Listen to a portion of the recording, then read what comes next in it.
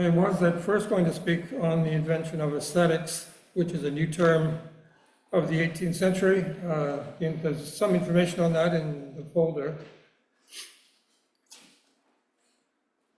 The term of the 18th century that's related to the rise of feeling as a thing of importance in itself.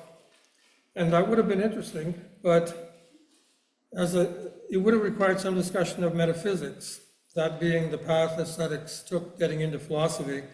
And I began to wonder whether it would be as interesting to you as more Rousseau, a subject John gave me as more relevant to today. And I've decided instead to focus entirely on Rousseau.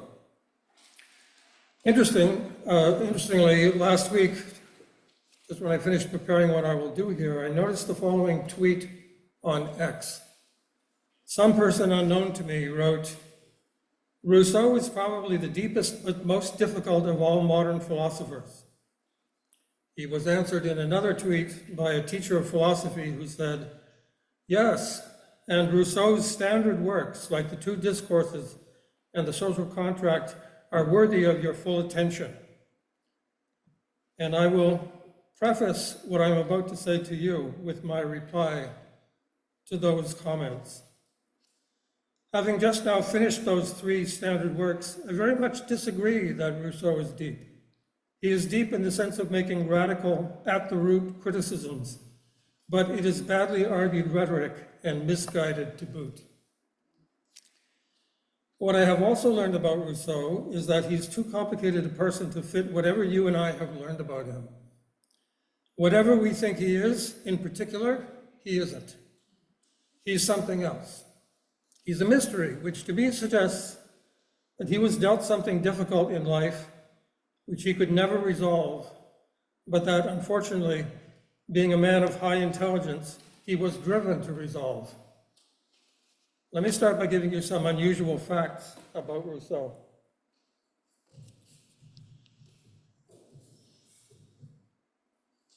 Quoting David Wootton, "Rousseau was by birth a citizen of Geneva. His mother died as a consequence of giving birth to him, and his father was an unsuccessful watchmaker who fled Geneva when Rousseau was 10 to avoid prosecution for assault. Rousseau became, in effect, an orphan. Just before he turned 13, he was apprenticed to an engraver. His master beat him. Rousseau responded by stealing, and his master beat him all the harder. When he was 15, Rousseau went out of the city one Sunday on a jaunt. The city gates were closed a little early, and Rousseau and his friends found themselves locked out. Rather than return with his friends the next day for the inevitable beating, Rousseau set out into the unknown. He was homeless, penniless, and friendless. Rousseau was to spend the rest of his life looking for a home, but he was incapable of finding one. Nothing could adequately correspond to his imaginary ideal, the home he would have had if his mother had lived. Rousseau never received a day of formal education in his life. As a child, he received his education from his relatives, and as a young man, he was self-educated. But it would be a mistake to think that this means he was in any way ill-informed. Rousseau, locked out of Geneva, escaped from his immediate predicament by converting to Catholicism. Geneva, the city of John Calvin, was Protestant. By converting, Rousseau automatically forfeited his citizenship. He was no longer a citizen of Geneva. Rousseau was sent on foot 150 miles through the mountains to Turin, where, after being instructed in his new faith, he found employment as a lackey, a menial servant wearing his employer's uniform. His first employer died, and when her possessions were being inventoried, it turned out a little silver ribbon was missing. Rousseau had stolen it, but he accused an innocent servant girl. Both were dismissed, and for the rest of his life, Rousseau was tormented by the thought that Mélian, without a reference, faced a future of prostitution, destitution, and early death. When he first fled Geneva, Rousseau was taken in by Madame de Warens at Annecy, 30 miles south of Geneva, a convert from Protestantism who was paid a pension to encourage others to convert. Separated from her husband, she was 13 years older than Rousseau, and he quickly fell in love with her. For a few years, Rousseau was unsettled. He spent a year wandering, pretending to be a music teacher, a job for which he was hopelessly ill-equipped. He walked 300 miles to Paris and briefly became a tutor. He walked back to be reunited with Madame de Warens. In 1732, Rousseau, now 20, and Madame de Warens became lovers. Rousseau preferred to pretend Madame de Warens was his mother, not his lover.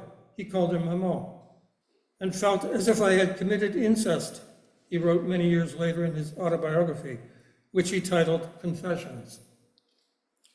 Rousseau now had the run of an excellent library and little else but reading to occupy his time. After 6 years, Rousseau found himself supplanted in Madame de Warens' affections, and 2 years later left to become a tutor in Lyon, then in Paris. Quoting Alan Ryan, Rousseau had nothing resembling a career. He began as a servant, became a tutor, a music copyist, secretary to the French ambassador to Venice, but he was fired for insolence, a successful composer, and a man of letters. Quoting Wotton again, at the age of 33, he returned to Paris and he tried to make a living writing music. He also fell in with Diderot and d'Alembert, embarking on an ambitious and subversive enterprise, the great Encyclopédie, a compendium of progressive thinking.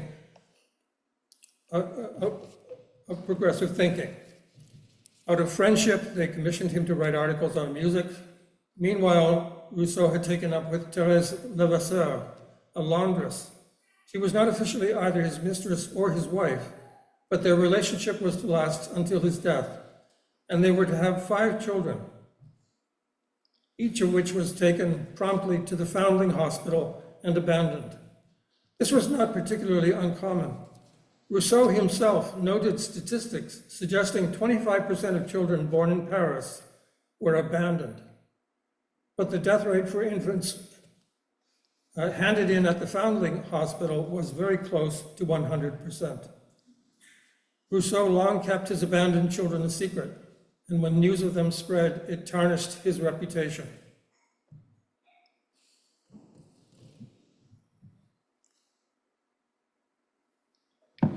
In the summer of 1749, Rousseau was 37.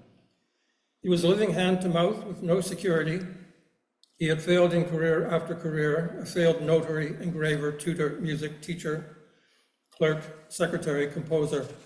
Rousseau was on his way, walking again to visit Diderot, who was locked up in a prison outside Paris for having published a book in defense of atheism.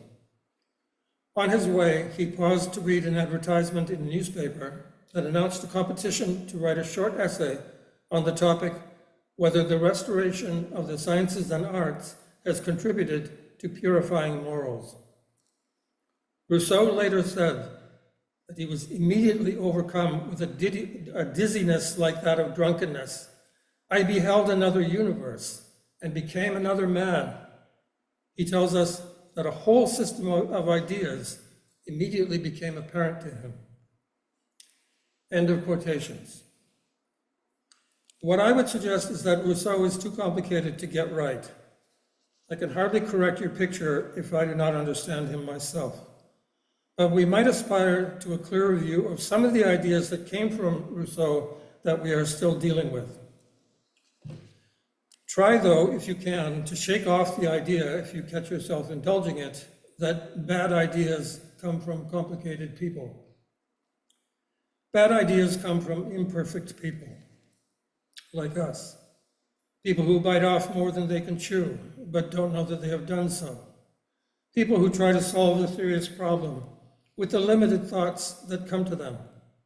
People who are gifted in expression and like to see complex affairs set in order.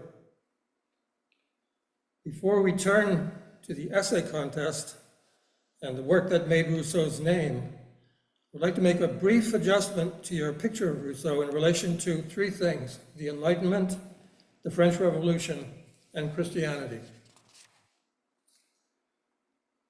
Rousseau is not a figure of the Enlightenment, according to its usual definition: atheistic, sophisticated, contemporary. Rousseau and Voltaire were on opposing teams. Rousseau is a more conservative figure. Some class him with the counter-Enlightenment, thinkers who were disturbed by what Enlightenment thinkers were proposing. Rousseau worked with philosophers like Diderot, but Rousseau's first discourse, writes Rousseau scholar Robert Wokler, confirmed and compounded their fears that he could no longer be regarded as an ally of Enlightenment or progress, and he broke with these former friends. You will see his anti-Enlightenment thinking in what follows. Rousseau died in 1778, 11 years before the start of the French Revolution. Wotton writes that in the years immediately before the French Revolution, excuse me, everyone was reading Rousseau, particularly the newly published Confessions, but no one was reading The Social Contract. So if Rousseau was a cause of the French Revolution, it was not through his political theory. It was through the fundamental claims he championed in his other works, in his novels. Yet Rousseau was influential. Here is evidence that general ideas and implications of those ideas reshape people's thinking. Once the revolution had begun, writes Wotton, almost overnight, the French Revolution changed everything. Between 1789 and 1799, there were 32 editions of the Social Contract in French. When people were looking for a philosopher who advocated political revolution, they turned at once to Rousseau. And you see here on the right, an edition printed during the Revolution, 1791. John Robson last night quoted Thomas Carlyle, but he left me Carlyle's comment on Rousseau. Carlyle said that the second edition of the Social Contract was bound in the skins of those who laughed at the first edition. And you will hear in what I show you in Rousseau what Professor Robson said last night about the French Revolution using Cook's image. Where is the old field from which to get the new corn? Rousseau doesn't even want an old field. Why did the revolutionaries turn to Rousseau? He never advocated revolution. He said that there is no such thing as governing by right of power. That is not an argument of right at all. It is just power, and it is unjust. We're going to look at a dozen ideas that shifted people's thinking, and not just in the age of the revolution. What does the Enlightenment think about God and man? Rousseau thinks God makes all things good, man meddles with them, and they become evil. We've all heard that Rousseau thinks man is naturally good. This is Rousseau. Man destroys and defaces all things. He loves all that is deformed and monstrous. He will have nothing as nature made it. Rousseau always professed to be a Christian. Wokler writes, Rousseau always felt uneasy among atheists and skeptics. You can prevent your sense of Rousseau from drifting too far from reality, I think, if you picture him as a kind of moralist. He's never for license, but always for morality, with his notion of morality coming from the more upright figures of ancient Rome. We're going to look at 12 disturbing ideas in 4 texts by Rousseau. The 12 ideas concern Western civilization, the establishment, education, human nature, the source of our trouble, sexuality, our greatest problem, morality, tradition, authority, obedience, and equality. And these are not entirely distinct theses. You'll see that there's overlap here, but there are distinctions in the overlaps. One thing flows by implication from the other. As I mentioned, Rousseau at age 37 read in a newspaper of an essay contest that had been announced by the Académie de Dijon its question, whether the restoration of the arts and sciences contributed to the purification of mores, our ways and habits, moral and otherwise. I'll call these manners. Of this moment, Rousseau would write, when he read this, the moment I read this announcement, I saw another universe and became another man. Woclo writes, he had stopped by a tree to catch his breath, moved almost to delirium by a fiery vision of the natural goodness of humanity and the evil contradictions of our social order, which had kindled in his mind most of the leading ideas of what would become his principal works. Consider the contest's question. An academy is a state institution. The Dijon Academy was founded earlier in the century by the Parliament of Burgundy, which later got royal support. An academy is an institution whose members are highly established writers, poets, and scientists. A little later, the Dijon Academy was renamed the Academy of Sciences, Arts, and Belles-Lettres, literature essentially. Think about this question, asked by an academy.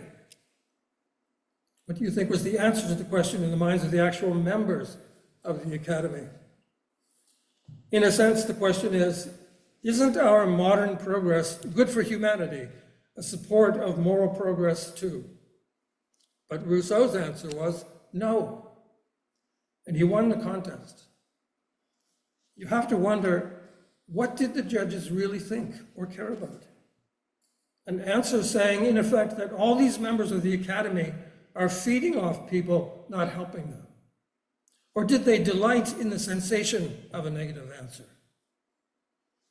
To understand Rousseau's answer to the question, you have to hear the actual question. What did the academy mean by the restoration, notice that word, or rebirth, of the arts and sciences?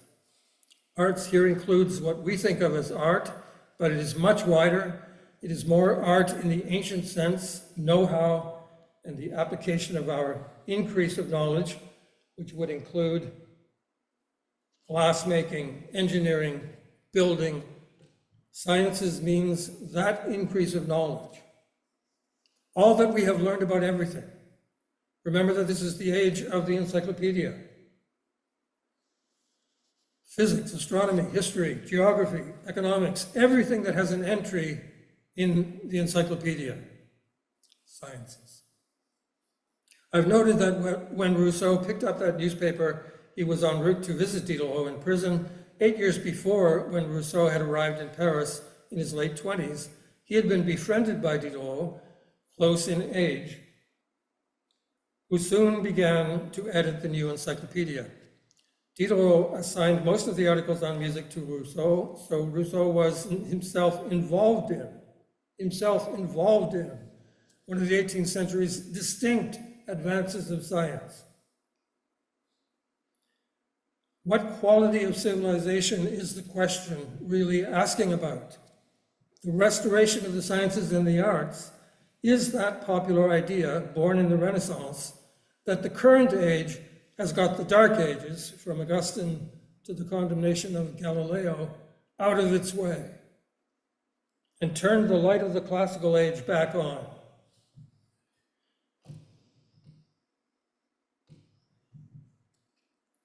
The Enlightenment is seen as both the enlightening brought by science and a revival of the splendor of Roman antiquity. Rome's great power and building. So much of what is new in the 18th century, the new order of the ages on the American dollar, being a line from Virgil, is in fact, so much of what is new in the 18th century is steeped in Roman history. Political talk is talk of republic, etc. In 1749, we're on the verge of neoclassicism in art and architecture, which called for virtue. Diderot, friend of Rousseau, wrote, "I'm no monk, but I should gladly sacrifice the pleasure of seeing attractive nudities if I could hasten the moment when sculpture and painting, having returned to decency and morality, will compete in promoting virtue and purity of morals. I think I've seen enough teats and bottoms. There was a reaction against the taste of aristocrats for the delicate style of Rococo art and the heavy concentration in Rococo subject matter on quite fleeting and inconsequential pleasures. The restoration of the sciences and the arts suggests at least our wonderful modernity with its link with a venerable past. Finally, pay attention to the specific focus of the question, which is the purification of morals. Were morals thought to have been polluted, in need of purification, at some time in the past? The question has some baggage that is not easy for us to identify. I'm just pointing out that to answer the Academy's question, the answerer has to have something in mind as the contribution of the arts and sciences, purified morals, the present state of manners. This is left to the contestant to fill in some way. Rousseau will fill in these gaps. In the preamble of his essay, he wrote, "How can I dare to blame the sciences before one of Europe's most learned societies, praise ignorance in a famous academy, and reconcile contempt for study with respect for the truly learned?" Well, he dared. That is, the terms in the question that need interpretation, Rousseau interpreted thus: the contribution of the arts and sciences is itself the corruption of man. There has been no purification of morals. On the contrary, the modernity that some are so proud of has done nothing but proliferate new forms of this corruption. Rousseau doesn't care in the least about the supposed advance from the Dark Ages to Enlightenment. He assigns the corruption implied in the question to all of human history. There is no age of purified morals.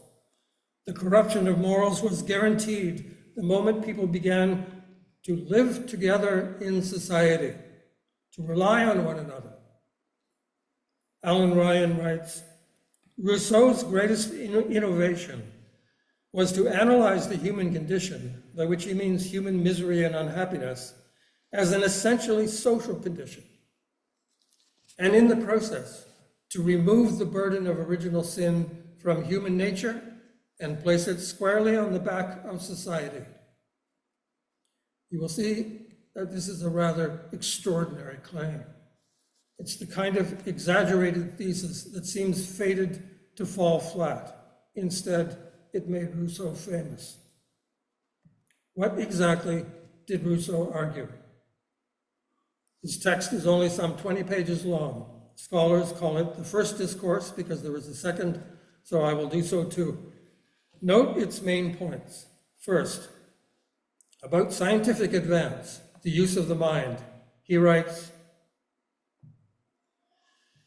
"It is a grand and beautiful sight to see man emerge somehow from nothing by his own efforts, dissipate by the light of his reason the shadows in which nature had enveloped him, rise above himself, soar by means of his mind into the heavenly regions, traverse like the sun the vast expanse of the universe with giant steps, and what is even grander and more difficult, return to himself in order to study man and know his nature, his duties, and his end. All of these marvels have been revived in the past few generations." He concedes the Academy that this kind of thinking has been revived in the past few generations. Europe had relapsed into the barbarism of the first ages. A few centuries ago, peoples of that part of the world who today live such enlightened lives lived in a state worse than ignorance. Some nondescript scientific jargon, even more contemptible than ignorance, had usurped the name of knowledge. He's talking about Europe. And he's surely talking about medieval scholasticism, the nondescript scientific jargon, from which he says we were rescued by the Aristotelian and scientific Muslims. Quote, "A revolution was needed to bring men back to common sense. It finally came from the least expected quarter, the Muslim. The fall of the throne of Constantinople brought into Italy the debris of ancient Greece. Soon the sciences followed letters, etc." But now the criticism begins. He says that the people are enslaved by something. And of course this means by someone. He immediately speaks of chains, raising the issue of liberty.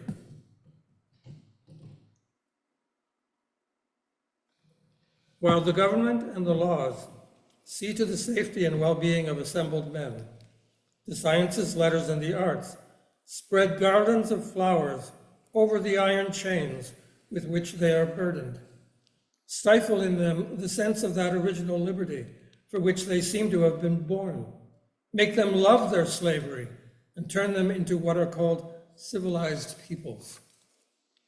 In short, the cultivated manners and achievement of taste, who is more sophisticated than the academicians of Dijon, the Parisians, they no doubt emulate, this is the pinnacle of sophistication. These cultivated manners, in which it is possible to take pride because it is a developed taste, is, Rousseau says, an empty distraction from the true life to which human beings are really called. Men are meant to care about and cultivate something else, linked with a freedom they do not have. We can empathize with this, I think, at this point. The emptiness of so much that passes as sophistication. Rousseau is implying that there is real civilization, but he's pointing out a fake civilization. He continues with irony, civilized peoples cultivate them, happy slaves. You owe them that delicate and refined taste on which you pride yourselves, that sweetness of character and that urbanity and mores which make relationships among you so cordial and easy. In a word, the appearances of all the virtues without having any. So you see that what he is against is the establishment of a decoy ideal of manners, high-class manners, that is a cheap distraction from the true human ideal, which has to do with some form of liberty. And you cannot help but agree with this point. He says that what is called decency is not actual virtue, but a replacement for it. But one of the problems with Rousseau's essay is how much it stays rhetorically at this level of message, without particulars. And maybe the best way to sum it up is the way Rousseau himself did after it was misunderstood by those who attacked it. In 1755, he wrote a response to his critics in which he clears up the misunderstandings, which, quite frankly, were easy to come by from what he had written. Rousseau explains that he did not mean, what it is he did not mean. He had not said any of the following. Science is good for nothing, and it never does anything but harm. All lettered peoples have at all times been corrupt. All ignorant peoples have been virtuous. In a word, only among the learned are there vices. Only a man who knows nothing is virtuous. There is a way, then, for us to become honest folk again, forthwith to banish science, burn our libraries, close our academies, our colleges, our universities, and plunge back into the full barbarism of the first centuries. He was interpreted to say all this, but, quote, I never said or thought a single word of any of it, and it is impossible to imagine anything more contrary to my system than this absurd doctrine. But, he writes, here is what I did say and what has not been refuted. I began with the facts and showed that in all peoples of the world, morals have deteriorated in proportion as a taste for study and letters has spread among them. His three main points, writes Wokler. First, the suggestion that mankind has declined progressively from the innocence of its earliest primitive state. And he means mankind. He goes back to ancient Egypt, quote, the mother of philosophy and the fine arts. But a land conquered, Rousseau says, by less advanced peoples. Ancient Greece, enervated by luxury and the arts. Ancient Rome, founded by a shepherd and made famous by field workers, but degenerating even during the Republic, giving birth to that crowd of obscene writers whose names alone offend modesty. Rome, formerly the temple of virtue, became the theater of crime, the disgrace of nations, and the plaything of barbarians. It's not just Western civilization that ruins itself. He says the same of China. Second is the claim that nations which are artistically and scientifically underdeveloped are morally superior to their sophisticated counterparts. And third, great civilizations have become decadent under the weight of their own cultural progress. Contrast these scenes with that of the mores of the small number of peoples who, protected against this contagion of vain knowledge, have by their virtues brought about their own happiness. Such were the first Persians. In a footnote in this paragraph, he includes the so-called savages. I dare not speak of those happy nations that do not know even by name the vices that we have so much trouble repressing.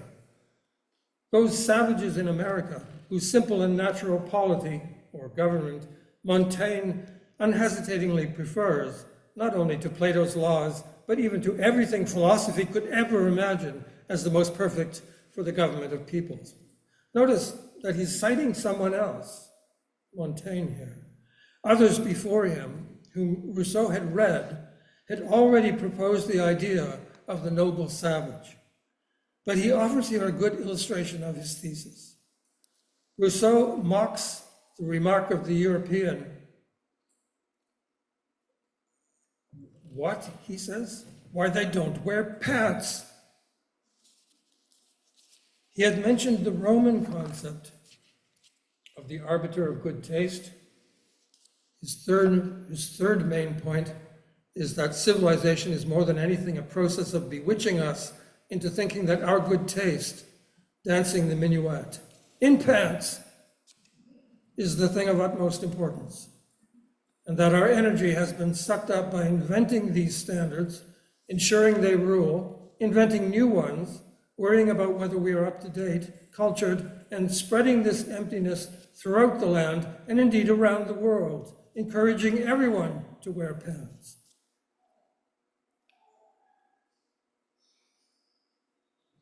It is this that is the decadence of civilization, which fastens flowered chains on the members of a cultured society. Constraints that in reality enervate and denature man. This is not progress. It is a betrayal of man's nature. We are asking the general question, what ideas of the present day, given us by Rousseau, are we still dealing with? This is surely one of them. The first claim made by Rousseau that still captures people's attentions today is civilization, Western civilization, is a bankrupt concept. The ways of our own culture passed off as superior are not only not so, they are inferior to ways that are primitive and natural. Primitive is in quotation marks. These ways are literally more primary. They come before civilization. But the connotation of the word primitive that strikes us first is part of the brainwashing we are subjected to in a civilized culture, Rousseau is saying. Alan Ryan has written, ideas that were original with Rousseau are now so much a part of our intellectual equipment that it is impossible to imagine ourselves without them. Was Rousseau the first person to advance this view? Wokler writes that Diderot later remarked that 100 apologies for ignorance in the face of the arts and sciences advance had been made before Rousseau. And he was certainly correct, says Wokler. But these critiques have all been forgotten. I certainly can't name any. No one succeeded in making this charge credible like Rousseau. There are now 1,000 authors, figures we call part of Western civilization, like Plato, who have singled out this or that cultural achievement as a sham, as traps that chain you in the cave and do keep you, just as Rousseau says, from going toward the true happiness available to human beings. Plato warns us to escape the counterfeit conclusions about reality that trap us in unreality. But no one ever grabs virtually the entire thing, right? I'm saying singled out particular things, particular concepts, particular distortions that are discussed by Plato. What is courage? But no one ever grabs the whole thing, all of progress, culture, civilization, and calls it the sham, except Rousseau. No one is as comfortable with paradox as Rousseau. For instance, the paradox that Plato, that grandfather of Western civilization, is enlisted in the first discourse as an ally. Yes, as Rousseau writes here, Socrates pronounced a judgment on the learned men and artists of his time.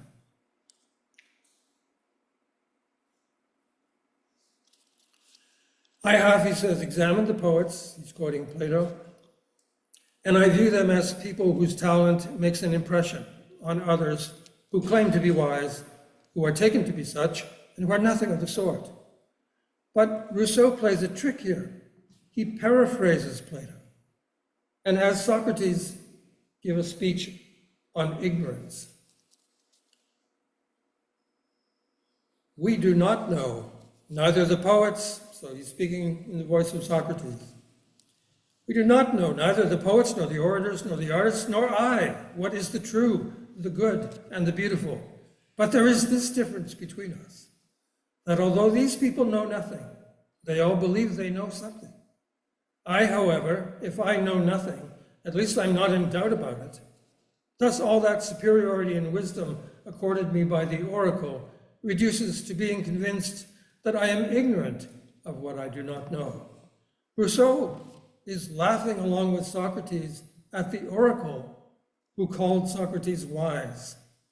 But the message in Plato is that Socrates is wise and possesses knowledge, the knowledge that he does not know. This is the most crucial knowledge, says Socrates, because the scientist who thinks he knows never investigates. The philosopher who thinks he knows has no need of questions. Socrates' point is that not knowing what is the true, the good, and the beautiful is fatal to a person's soul. It is ignorance here that is deadly. But in his quotation, Rousseau, and it's not quoted, it's paraphrased, Rousseau disguises Socrates' boast of knowledge. The knowledge that he does not know is not a lack of knowledge. It is the knowledge that launches dialectic, question and answer, that produces the logic of Aristotle and the Summa of Aquinas, and all the schools and colleges they spawned, shining towers of reason. Rousseau is the one who, more than anyone else, put all of this in question in the minds of Western people. They know nothing of Plato, and they have not read Rousseau's essay, but they have read some version of it, and it sticks.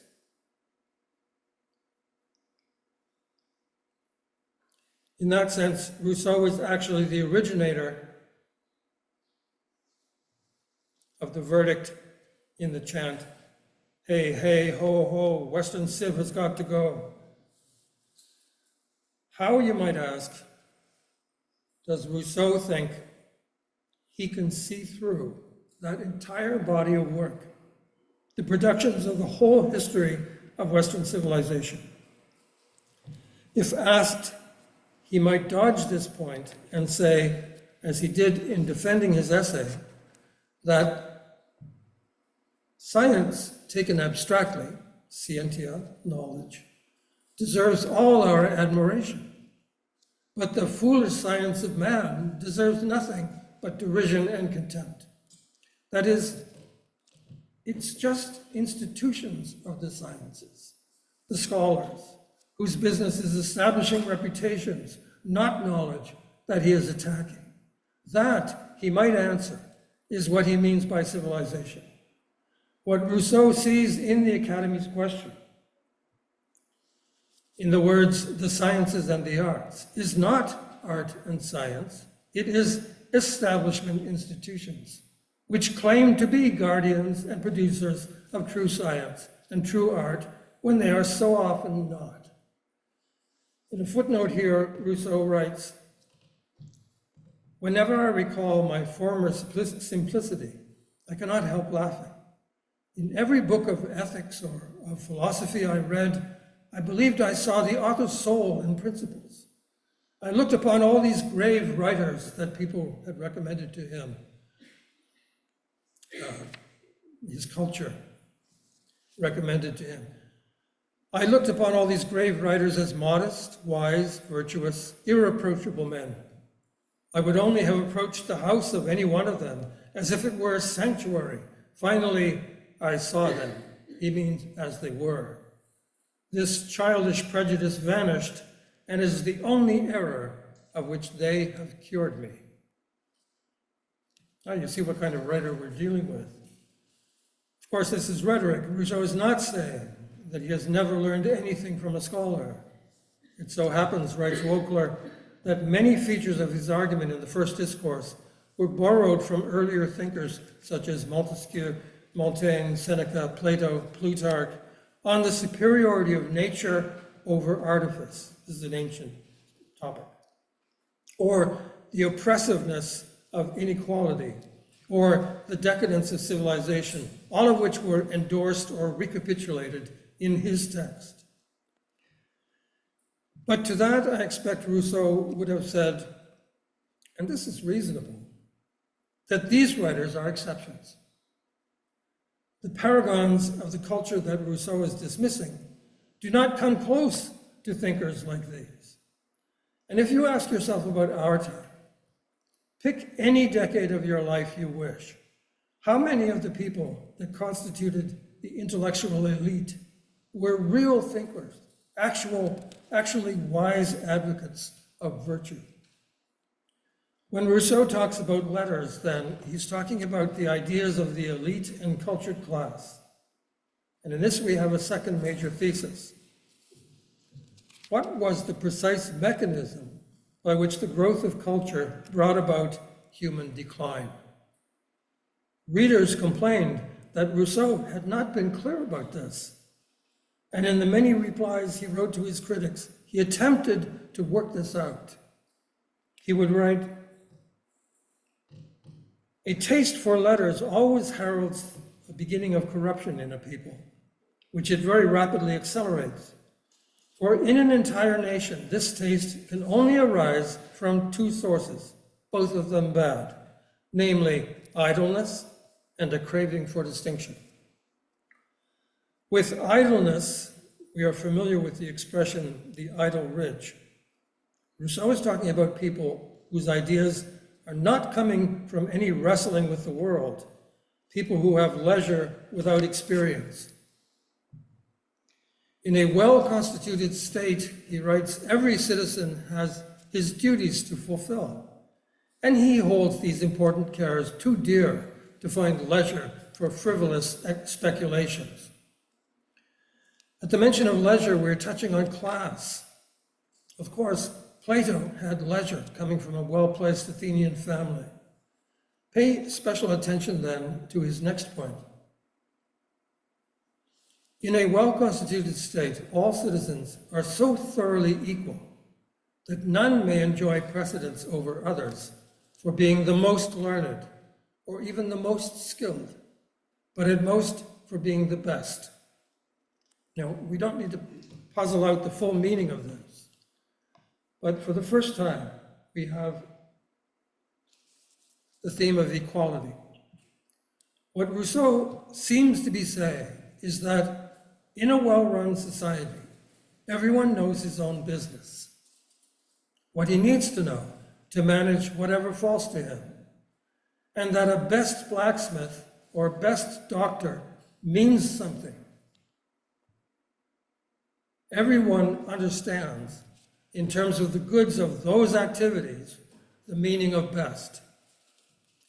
But his drift is that a best thinker has no clear measure.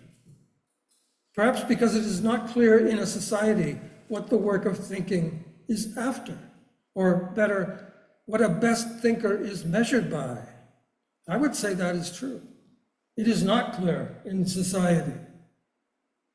Was what Socrates after clear to Athens? They did their best to figure out what he was doing and answered in terms of things they did know something about: corrupting the youth, rejecting the religion. The Athenians are necessarily ignorant. The right conclusion to draw, I would suggest, is because they do not know, they should not judge the activity. But back to what Rousseau says. The lack of a standard of assessment in cultural business, thinking, taste, etc., inspires people in these arts and sciences to gain their reputation by invoking spurious standards and by advancing notorious ideas that get people's attention. Right? Was there no established standard? Let me tell you what the standard is.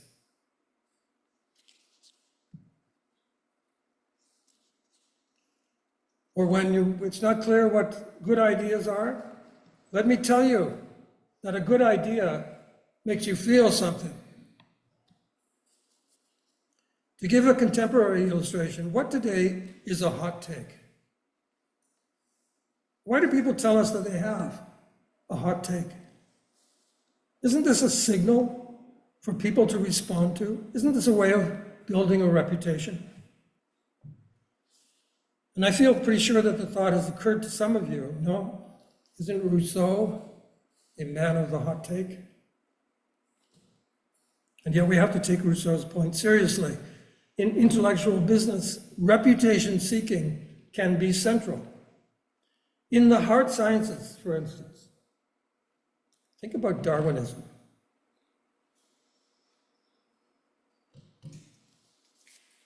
Is it science or is it reputation? Plausibility and drama, turning the whole world upside down. Now maybe it's science up to a point, but then he's not done. He has to say more. And what is it? Is it science or is it reputation? Does a scientist or a writer always know which of these two stars he or she is following?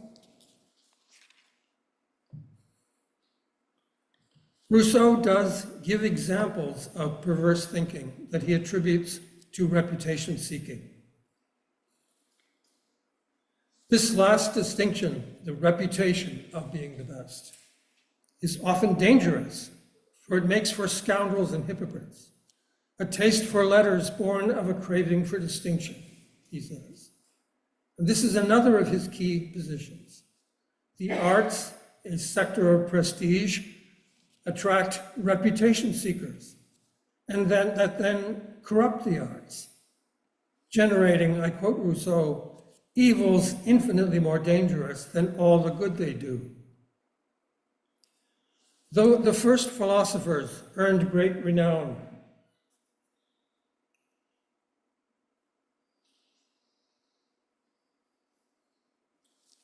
earned great renown by teaching men to perform their duties and the principles of virtue. But before long, these precepts had become commonplaces. And in order to achieve distinction, You're looking at Socrates. These are the first philosophers who taught men to perform their duties and the principles of virtue. But before long, these precepts had become commonplaces. And in order to achieve distinction, men had to strike out in opposite directions. Such is the origin of the absurd systems of men like Leucippus, Diogenes, Lucretius. Men like Hobbes, Mandeville, and 1,000 others have chosen to achieve distinction among us in the same way.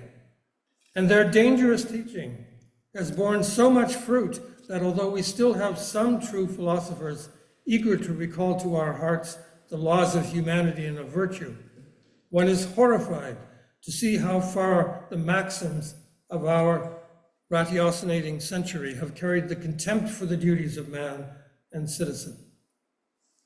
You understand then why Rousseau is classed as a member of the counter-Enlightenment. He is against the innovations he speaks of here. He considers them immoral, leading men away from their true and actual duties as men, as explained by the first philosophers, who taught men to perform their duties and the principles of virtue. And here he repeats his thesis. A taste for letters, philosophy, and the fine arts destroys the love of our primary duties and of true glory. Once talents preempt the honors owed to virtue, talent overwhelms virtue. Everyone wants to be an agreeable man, renowned, right, witty, honored for his talent or artistry, and no one cares to be a good man. This gives rise to the further inconsistency that men are rewarded only for qualities which do not depend on them. For we are born with our talents. Only our virtues belong to us. So you seek your reputation from society, not from virtuous acts, which are not virtuous because people tell you they are. But again, there is the message we are being given, which people have accepted. And the substance of this, to take the measure of Rousseau, you have to think about what he's saying. You can't just think about it, right? You can't just receive the message. The last point you see him make here was about what is truly yours is what is obtained without the approval of society. Was made also by Thomas Aquinas, drawing on Aristotle. Public honors are not the proper goal of a good life for the reason they are bestowed by others. There are all kinds of bases on which to impress others. Right? You can extort a reputation from the public. And so this is not a proper goal. Fame and honor are not proper goals of a human life. You remember Rousseau's claim that in the arts and sciences, the standards are suspect and unclear. But both Aquinas and Aristotle laid out their reasoning, which was not suspect. With regard to thinking, Aquinas, whom Rousseau had kicked to the Dark Ages with medieval thought, would indeed be like a good blacksmith, right? Because he had demonstrated the superiority of one argument via logic over another. For perpetuating the principles of virtue, that is, excellence in thinking. Excellence in thinking is a virtue in medieval thought. Excellence in thinking about rewards and distinctions. We already have ways of spotting the fakes in the arts and sciences inherited from Aristotle and Aquinas and others. But somehow Rousseau has advanced the claim that there is no way for a society to both have the arts in the institutions that sustain and advance them and keep them on course, oriented to their own true star, the star whose existence he has actually cast doubt on. Keeping the arts on course, by the way, excuse me, keeping the arts on course was the very argument for the academies. Rousseau has just mentioned the fine arts. In France, the Royal Academy of Painting and Sculpture was founded in Paris in 1648 as in part an institution for teaching and thus perpetuating what its members understood to be true art. It was a purpose of the Academy to bring the best art, the most worthy art, judging by a true standard, to the nation. Of course, chiefly to the king, but that's not the issue we're discussing. The Academy was created to be the arbiter of good taste, that ancient Roman title in the fine arts. How does Rousseau argue that this has failed? Rousseau sometimes displays what seems to be an understanding of culture. Plants are fashioned by cultivation, man by education. We want a good pear tree out of this child, this citizen. And the Academy as a cultural institution existed to maintain the standards of a true culture, cultivating by what art does to the soul, the good human being. The Fine Arts Academy then was developed in order to spread a taste for art consistent with that objective. But what does Rousseau say about it? A taste for fine arts destroys the love of our primary duties. He seems to be saying either that culture has no proper end or that no institution can manage it. The institution, as an elite institution, the home of the best, which he has in effect put quotation marks on it, the institution will always pervert its standards and begin to advance corrupt art. So something like Lord Acton's formula would apply here too. The absolute power of the academy or the university or an officially anointed the science creates a situation liable to corruption.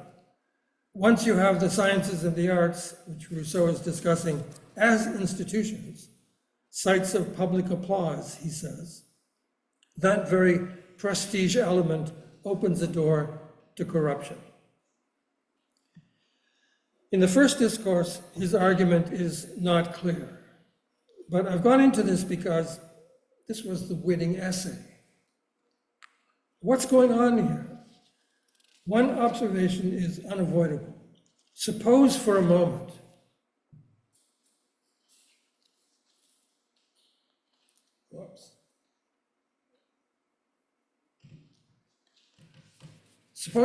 that there were institutions, and take the medieval universities, that did preserve the ideal. These are elite centers. By this I mean what I hinted at earlier, that Athens did not know what Socrates was after was a given. He was teaching it. Socrates was teaching this. Socrates was going beyond the everyday work and doing something that he called distinguishing the stillborn thought from the living one. The viable thought is the Socrates' explanation of what he's doing. The viable thought, the thought not in contradiction with something else that we have professed to believe.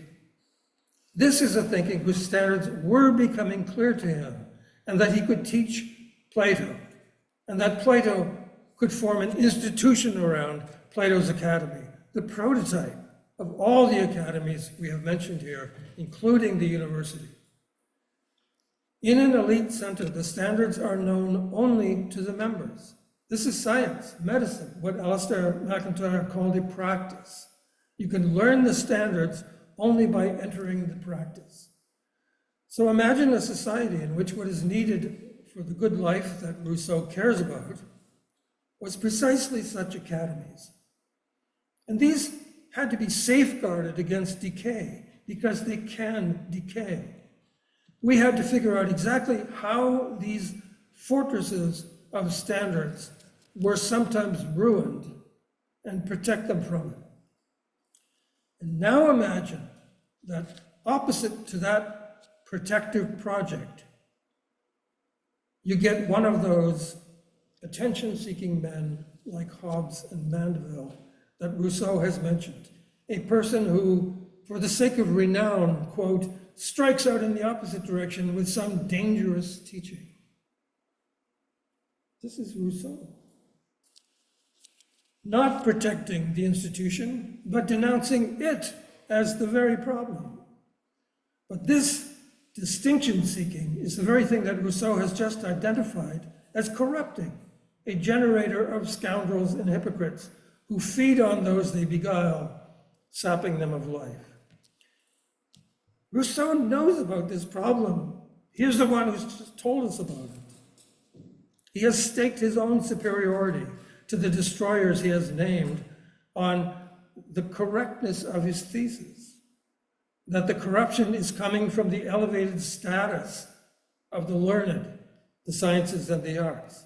But he has certainly not proved that point. Now, suppose that he's wrong. There is no corruption endemic to the status of the institution, qua institution, whose suspect standards, simply because they exist, because the institution has standards that it fabricates, that this elite fabricates. Suppose there's no corruption endemic to the status of the institution whose standards bring about the perpetration of a corrupting fraud. It's not the case at all. Instead, the decay that starves the souls of citizens comes from a circumstance, say, deterioration in virtue. Virtue means excellence, or the power to do something properly human. Discernment is a power. Suppose people cease to be able to distinguish men possessing wisdom from destructive scoundrels and fill up their institutions with these scoundrels who don't mean to destroy anything. That's simply the effect of their failure to distinguish sensational rhetoric, startling extremes of thought from what is true. Rousseau's thesis is that people in societies cannot discharge their proper duties and become what they should through their cultural institutions, higher learning, the teaching of philosophy, the arts and sciences. But he's wrong about that. These institutions can work. What Rousseau is doing in the first discourse, however, is undermining people's faith in the very institutions they need. One last point. Rousseau was compelled to admit that the arts and sciences had some value. He himself wrote music, plays, essays, novels. He did not relent and say that the arts and sciences merely can cause corruption. He continued to argue that their inventions are destructive of natural human customs.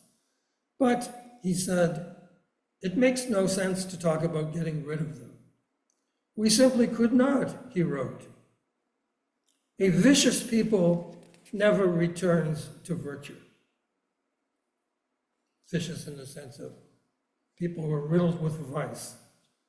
Once you lose your purity, you'll never get it back.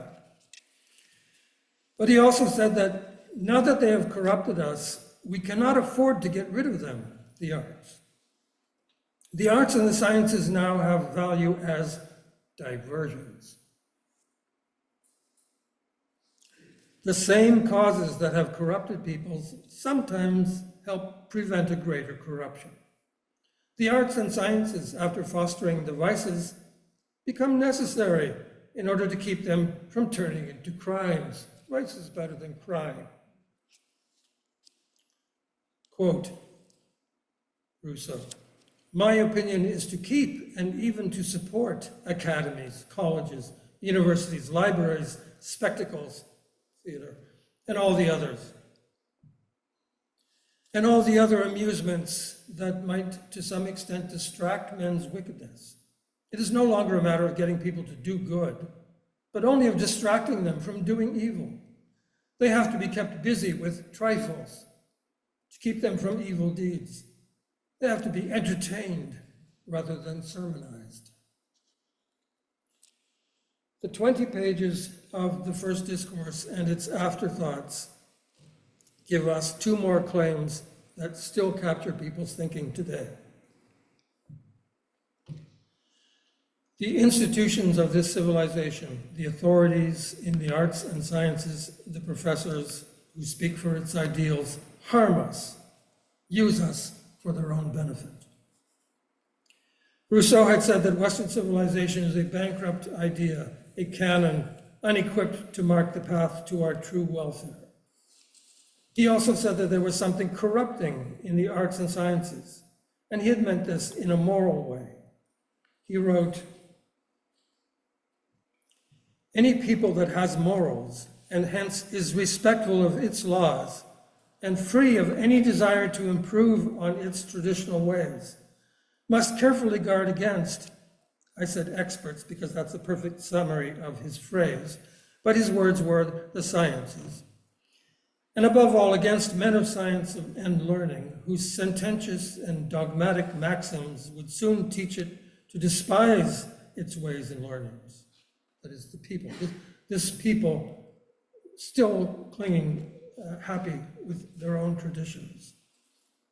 Customs are the morality of the people, and as soon as it ceases to respect them, it is left with no rule but its passions.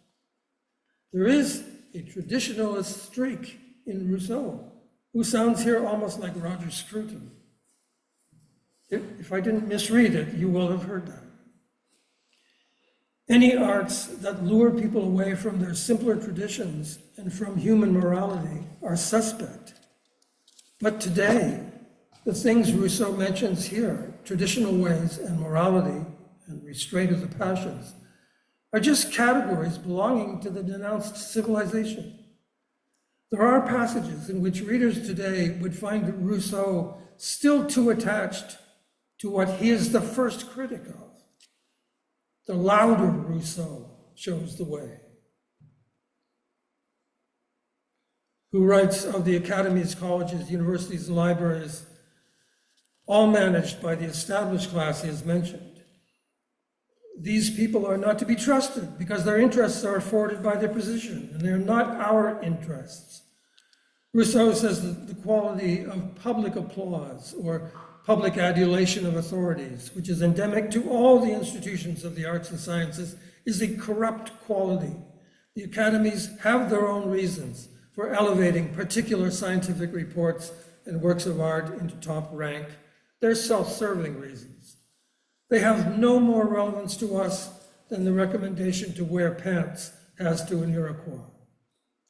Rousseau calls them self-interested and on that basis corrupt, building careers by offering as lessons for life what is mere fashion, dishing out to the people counterfeit sustenance that keeps the people from looking for what could truly sustain them. Just before we finish, suppose I were an 18th century writer in the 18th century, wondering how could I sap the power of the academies? Not their power to fund scientific expeditions or hold exhibitions of the best art or bestow awards, but the real power they were created for, the power to influence the people, to make people think the Academy's interpretations and recommendations and conclusions were important. Suppose I asked, how could I discredit these institutions, especially without engaging with any of the reasons for the judgments they trafficked in? I'm sure I couldn't come up with any way to do this. But the answer was given by Rousseau. Expose them as corrupt. Rousseau unseats all the authorities at once in the eyes of anyone sensitive to this charge of corruption. You must not fail to see the radical character of Rousseau's criticisms. You do not kill the patient because he is ill. The corruptions Rousseau is talking about actually occur. They are disease conditions, as Plato made clear. Wherever the mere sophist replaces the actual philosophos, the lover of wisdom, you have corrupting trouble. This decay can be mitigated. We can rationally counter the unhinged hot takes of renegade thinkers. But Rousseau discredits the institution. This is his distinctive radicality. Radicality is rebelling against the institution, the civilization, rejecting it, cutting the thing off at its radix or root. Rousseau encourages people to reject the authorities, to see them as agents of a structure of corruption. There's no need to engage with their reasons. Their ideas are discredited. And this brings us to a third claim, a claim for our time: entertainment, not sermons. That the established libraries, museums, universities remain behind. Rousseau does not want to burn them. For us to be diverted by, if we choose to use them, turns them into simple warehouses of material for our entertainment. Astonishingly, Rousseau in the 1750s describes the role actually played by the arts and sciences after Western civilization, its institutions and experts were discredited. He describes the last 60 years. The material we have inherited from Western civilization, the arts and sciences, history, culture, is worthy of our attention as entertainments, not sermons, as material for us to make use of as we please. We have nothing to learn from them via the interpretation of experts. Entertainment is not empty, it can be dramatic, engaging, informative. This is not material to teach us how to live. It is material for us to learn about, to interpret in our own ways, and weave into our own narratives, etc. Rousseau, who denied that he wanted to tear down the institutions, appears to think that this is, to use his word, supporting the institutions. But how can that be? It is discrediting them. When formerly they were institutions of moral authority, in principle at least, the university housed people equipped to make and teach the making of important assessments that the public could not manage on their own. Now, the universities are a kind of playroom or a platform for our voices. Repurposing is tearing down. A question to end on: with the institutions dethroned, in this absence of institutions by which to direct people's attentions, who is now to decide what is worthy of attention? Who decides what's worthy now? Rousseau nowhere discusses this in the first discourse, but the answer comes out in his later works, and this we will see tomorrow.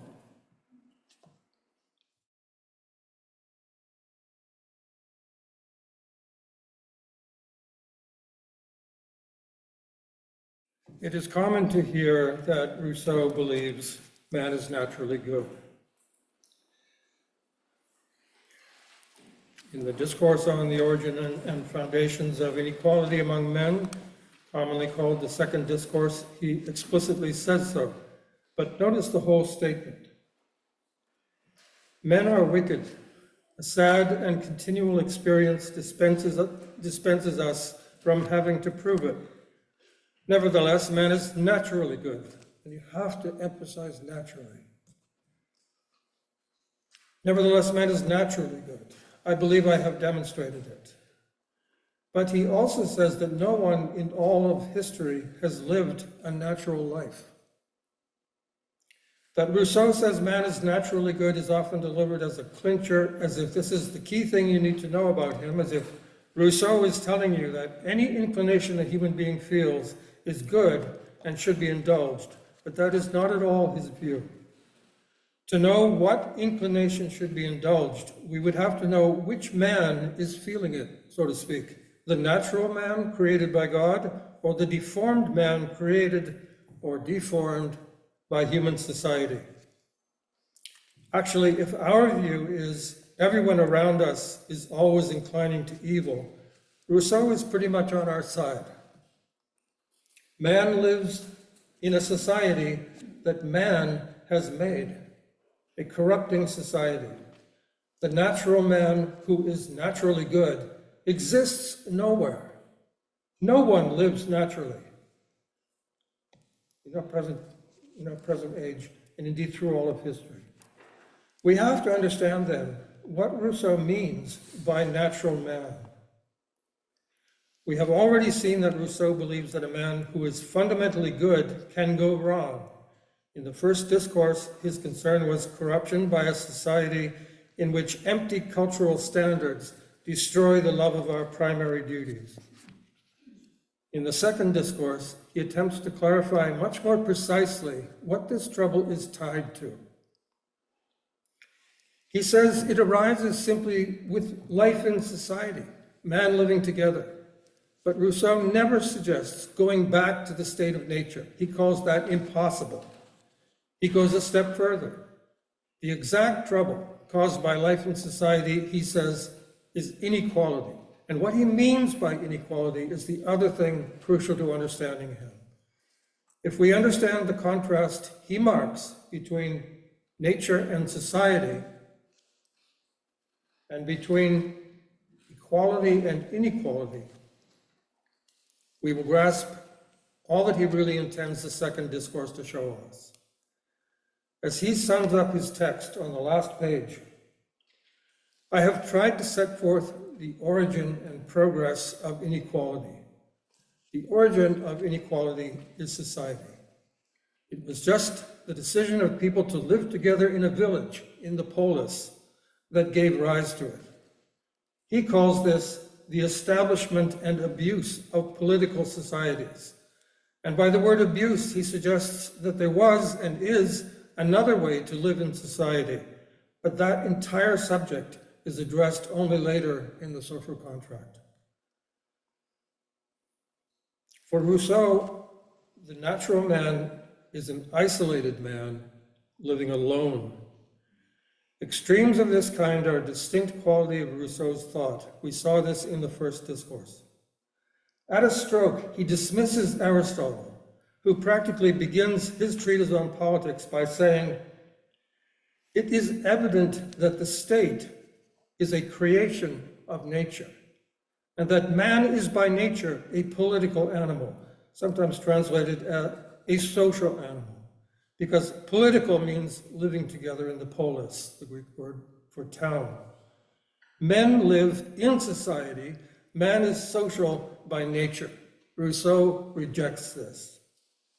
He might, I think, agree that Aristotle is right to say that man is a political animal in the sense that man makes himself this in history.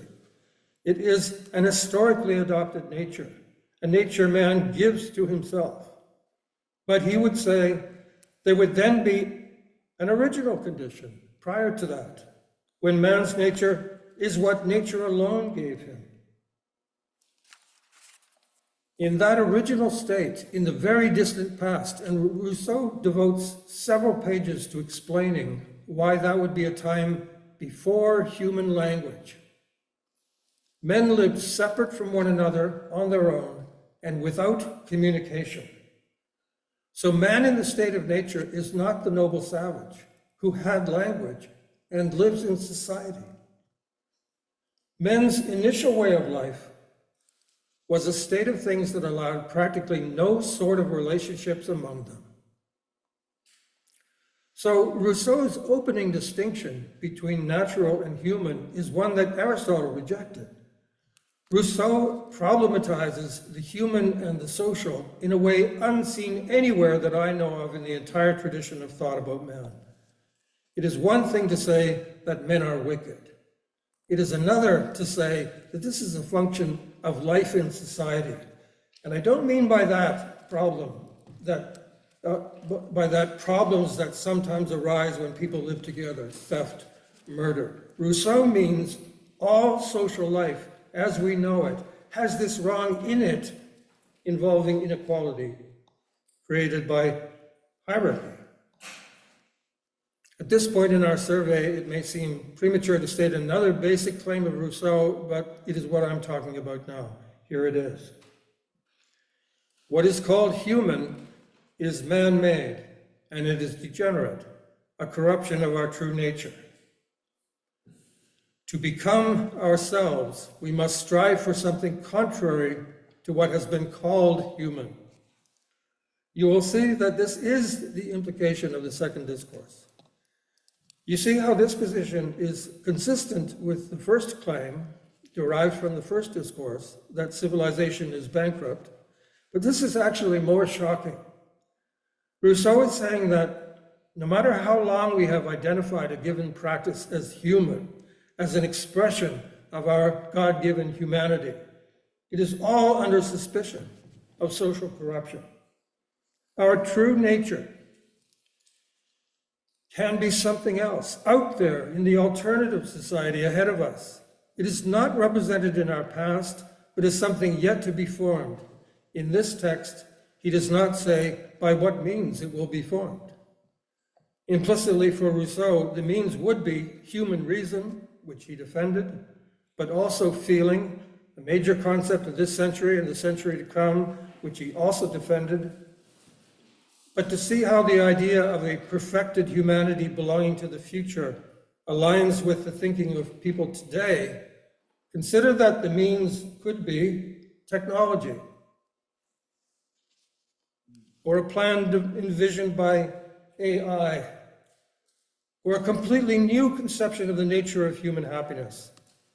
To argue that these innovations are forbidden by our humanity, our human history, right, you see, would just mark you as a partisan of what, at step one, Rousseau has identified as corrupting.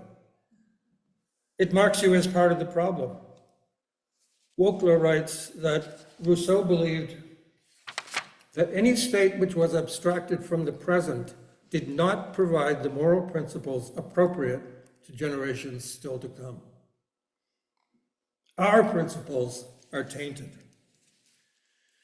It would be quite wrong, I think, to call this Rousseau's utopianism, as there is no description in his text of the better world, but you could call it Rousseau's dystopianism, as it classifies the human world we live in now as a condition that we must somehow break free from. And so, to the extent that this claim penetrates people's consciousness, they become negative towards some of the very things that we call human. They become revolutionaries. I want to underline this point relative to the tradition extending from Aristotle. Aristotle calls society, its hierarchies, its manners, its laws, which do create privilege, naturally human. Rousseau begins his essay by taking the opposite position. They are unnatural and thus inhuman. It seems astonishing that such a position would be the foundation of a greatly influential text, but that is the case here. But let's see more concretely what Rousseau means by man when he was naturally good. For Rousseau, man in his natural state, or man in the state of nature, is contrasted with man in society. So when he writes man is naturally good, he means man in nature is good. Man before society is good. Half of the second discourse is devoted to examining man prior to society, or as he puts it, man in the state of nature. This expression will remind some of you of Thomas Hobbes. There is a set of political philosophers that uses the notion of man in the state of nature to explain how government is properly justified. It is reasonable to assume that there was a time when man lived under no government. This was man in the state of nature. Somehow, humanity got from there to being governed. How? By force would be one explanation, but is government necessarily tyranny? No. We can formulate a rational and legitimate transition from the ungoverned to the governed state, which would also allow us to distinguish proper government from tyranny. That's the usual state of nature idea. But Rousseau, at the very start of his essay, draws attention to a basic mistake that, in his view, was made by Hobbes and his followers. Hobbes describes the state of nature as miserable, its nasty character coming as much from abuse by other people as from the harshness of nature. But if so, says Rousseau, Hobbes has not gone back to the state of nature. This is plainly man in society, without a king and laws, sure, but this is not the state of nature.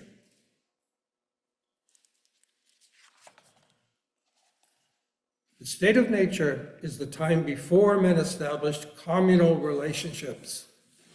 Rousseau will argue that society is the cause of a great part of the nastiness suffered by man. The question of the academy concerns one source of trouble: inequality. To answer the academy's question and show where that trouble comes from, we need to go back before the trouble. This takes us back before society. Critics of the first discourse had asked about the actual cause of the corruption Rousseau was condemning there. Rousseau had been vague about the most important thing. In his replies to critics, he began to speak about the problem of inequality. In the years between these essays, Rousseau believed he had come to see exactly where the trouble lay. It is very deep trouble, pursuant to social life itself. About Hobbes, he writes, "The philosophers who have examined the foundation of society have all felt the necessity of returning to the state of nature, but none of them has reached it. All of them speaking continually of need, poverty, avarice, oppression, and pride have transferred to the state of nature the ideas they acquired in society. No such ideas as poverty and oppression even arise in the state of nature, because the conditions they name are unknown in that state. They are social conditions." Rousseau makes a subtle point here that's quite true. There may be food shortages in nature, suffered by hunter-gatherers, but nature has no interest in creating such conditions. This never benefits nature, which doesn't function on the basis of benefit.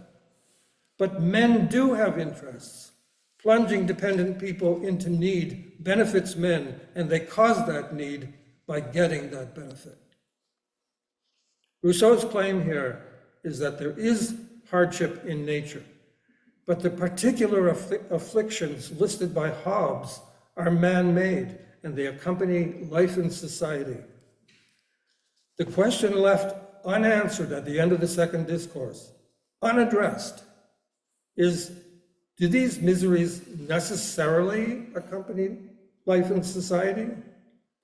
Is there not some other way to live in society in which poverty, expression, avarice, and pride can be kept from arising or minimized?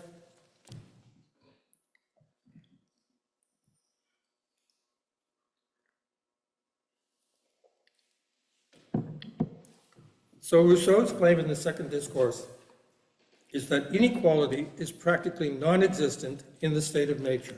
So what does he mean? At the very start, he differentiates two kinds of inequality in the human species.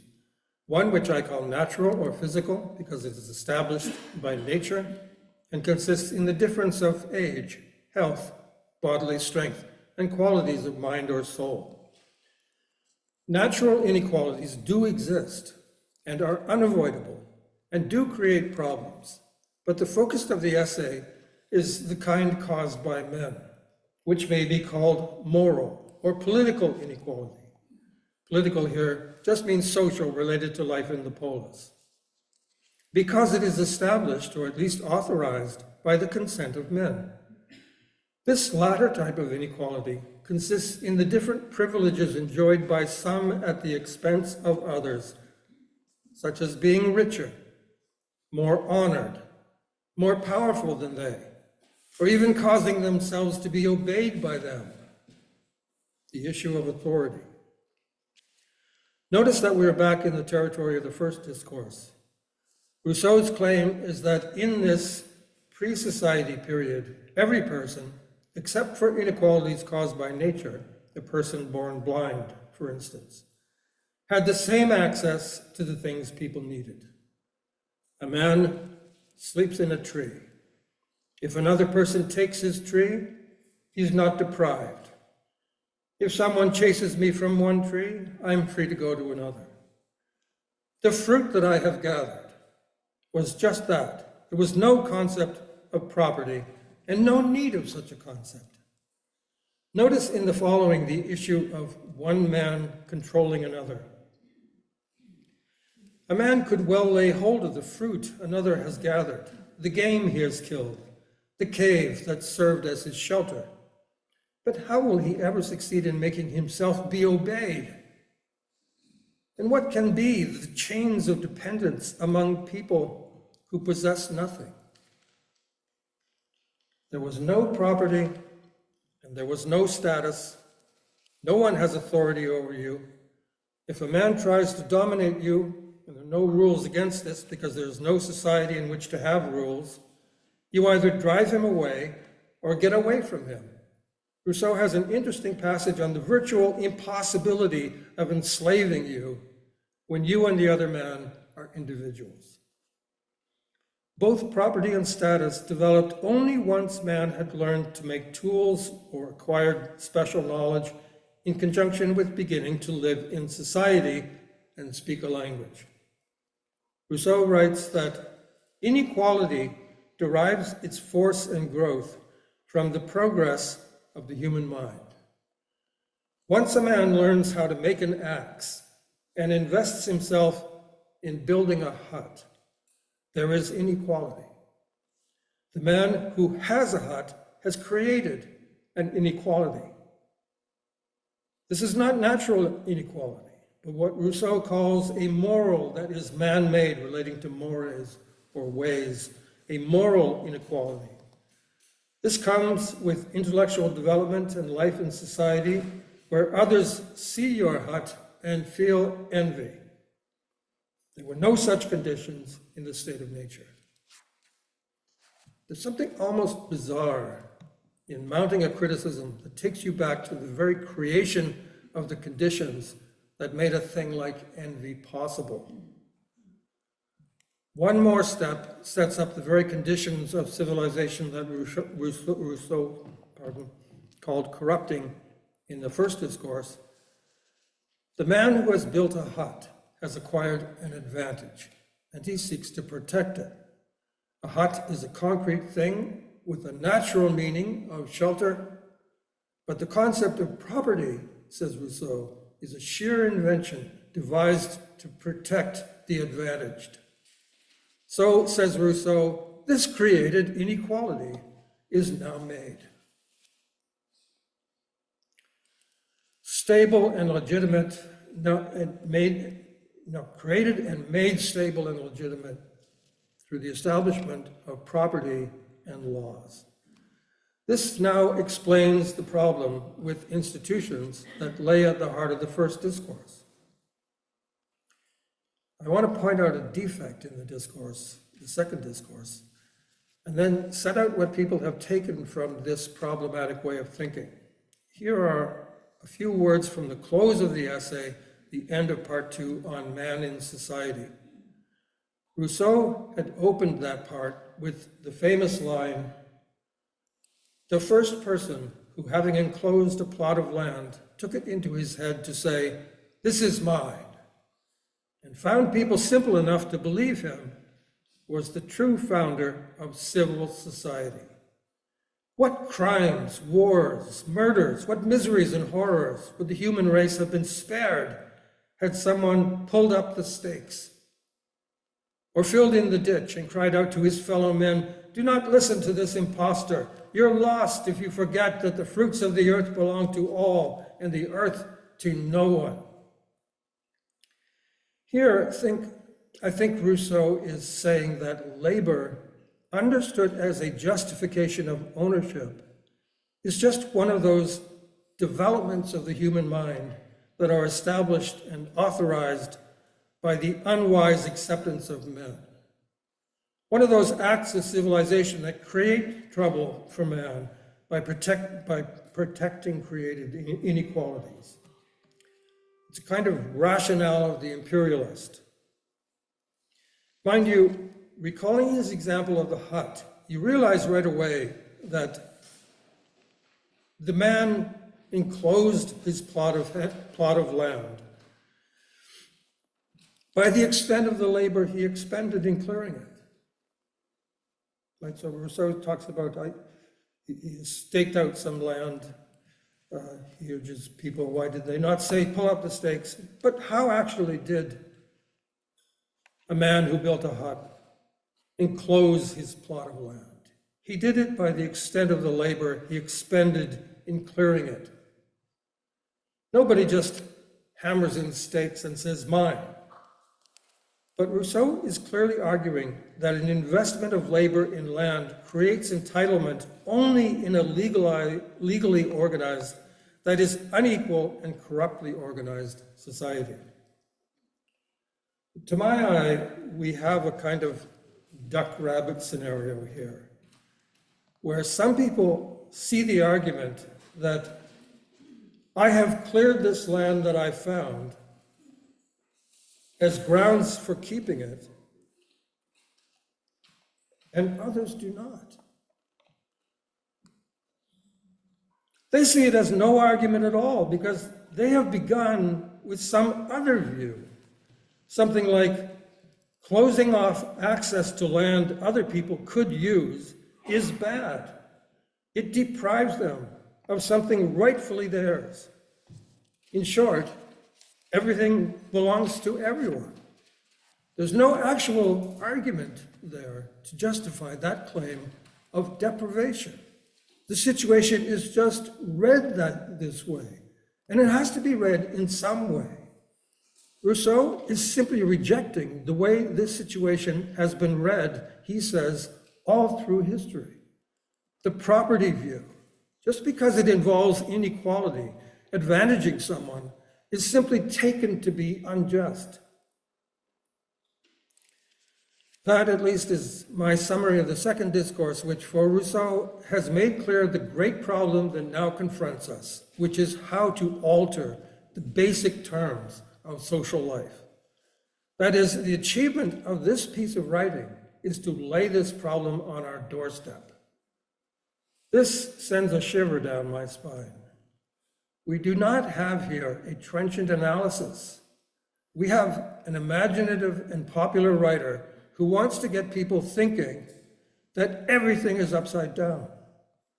By now, newspapers and publications are opened to writers to convey their ideas. Both discourses are printed as books. Censors, however, are highly active, but this can never truly succeed. Books are too easy to copy, and a suppressed work wins extra readers. And you now have so many more readers who have studied very little, but can read someone like Rousseau, who has a high opinion of you as a common person. Not that flattery ever comes into the picture. People who can form the conviction that property is a sham and society is shot through in every institution with oppression. When I say shot through, I'm using, I feel sure, an expression from weaving. The shuttle shoots a colored thread right through the warp. The color is woven into the fabric. We know very well that injustice pollutes every institution, but this is just the dirt that soaks into everything human.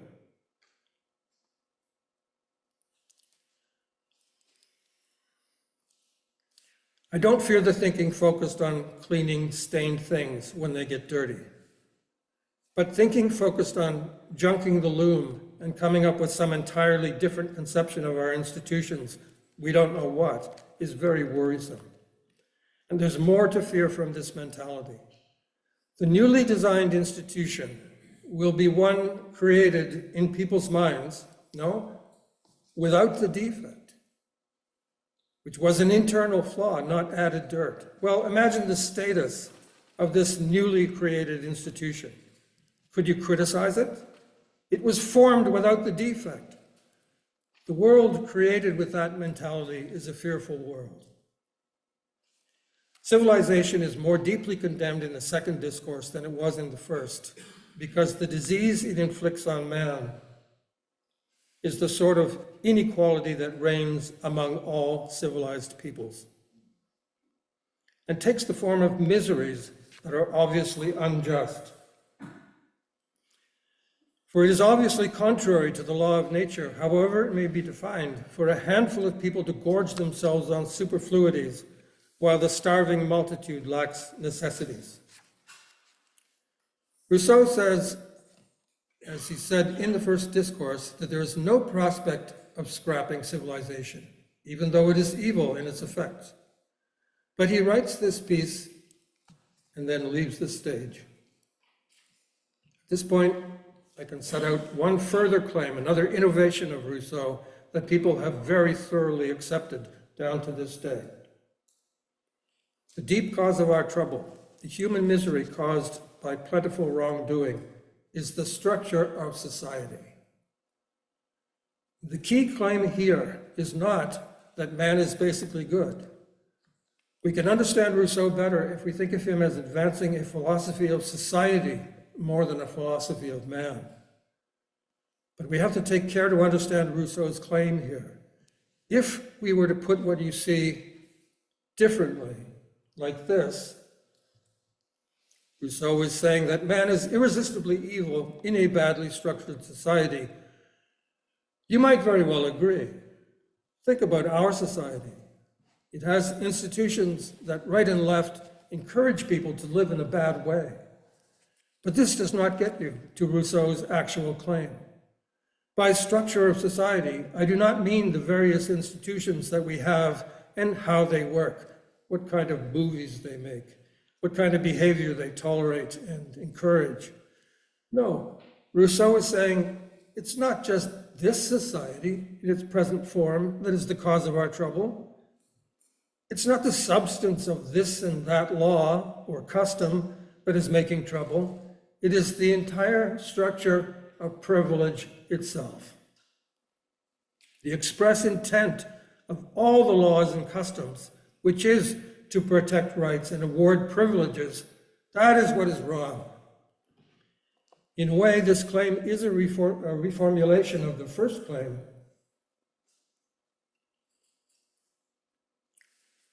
But it is, as a reformulation, a different claim. It provides a specific target, inequality. Rousseau is really closer in his thinking to the attack on inequity of today, because it is more philosophically focused on the systemic dismantling of privilege and not the particular economic disadvantages of the peasantry at the time of the French Revolution. What you see here is an astonishing claim. You might think it good, because cautious, to read Rousseau modestly as saying that some laws of entitlement, say exclusivity in marriage, have legitimacy, and our real concern is the way actually legitimate laws can be used, abused, to protect grotesque forms of advantage, the rich gorging themselves while the poor starve. But he's not talking about the abuse of a good structure. This was the point I made earlier, talking about institutions. You have clothing that is, by its nature, susceptible to stains. And then you have clothing shot through with defects. How you make the fabric must be reconceived without the defect. And we're talking about the fabric of society. Rousseau has not argued in terms of excess or unfairness.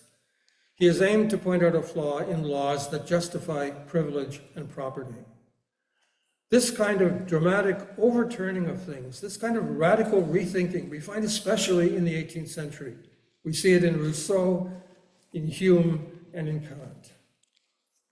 I remind you that in the second discourse, no solution has been advanced. We do not even know that there is another way to live in society. But without a solution, people are exhilarated by the nature of a critique that undermines our entire civilization. If a problem has raged forever, conflict in society, and you can see that the conflict Rousseau keeps raising is between the advantaged and the powerless, essentially between classes. If all the solutions tried have failed, and here is a diagnosis that no one has ever come up with, you can complete the thinking yourself. No? You can see the reason for excitement about these ideas. Now, when I say think of Rousseau as advancing a philosophy of society more than a philosophy of man, notice how this claim that you are seeing here right away implies socialism. It effectively defines capital S socialism, which is not the truism that society needs continuing improvement, needs to be rid of still present unfairness, etc. We're all agreed that no society is perfect. Some institutions need strengthening or abolishing. Laws need rethinking, etc. In the claim you're looking at, you have the view that the great problem of man is not helping people to gain mastery over the wayward human heart. It is to fix society. The focus is not self-government, it is social restructuring, as the present deformation of society itself is the central cause of human harm. This is socialism. Communism is an economic form of socialism. When I first began to vote, which happened to be around the time I first read Rousseau, because I had no idea of this distinction between concern for people in society and fixing society, I voted as leftward as I could. Dr. Patrick asked me to address why Rousseau turns up in the background of the thinking of a whole generation. Well, here you are. At 20, I wanted to lend help to people suffering hardship. There were slums in my town, life there looked grim, etc. But the left I supported was full of people who accepted the claim we're looking at here. And I had no such ideas. I knew there were tear-it-down radicals somewhere out there, but I did not know that this view, from exactly 200 years before I was born, was by the 1970s very deeply entrenched.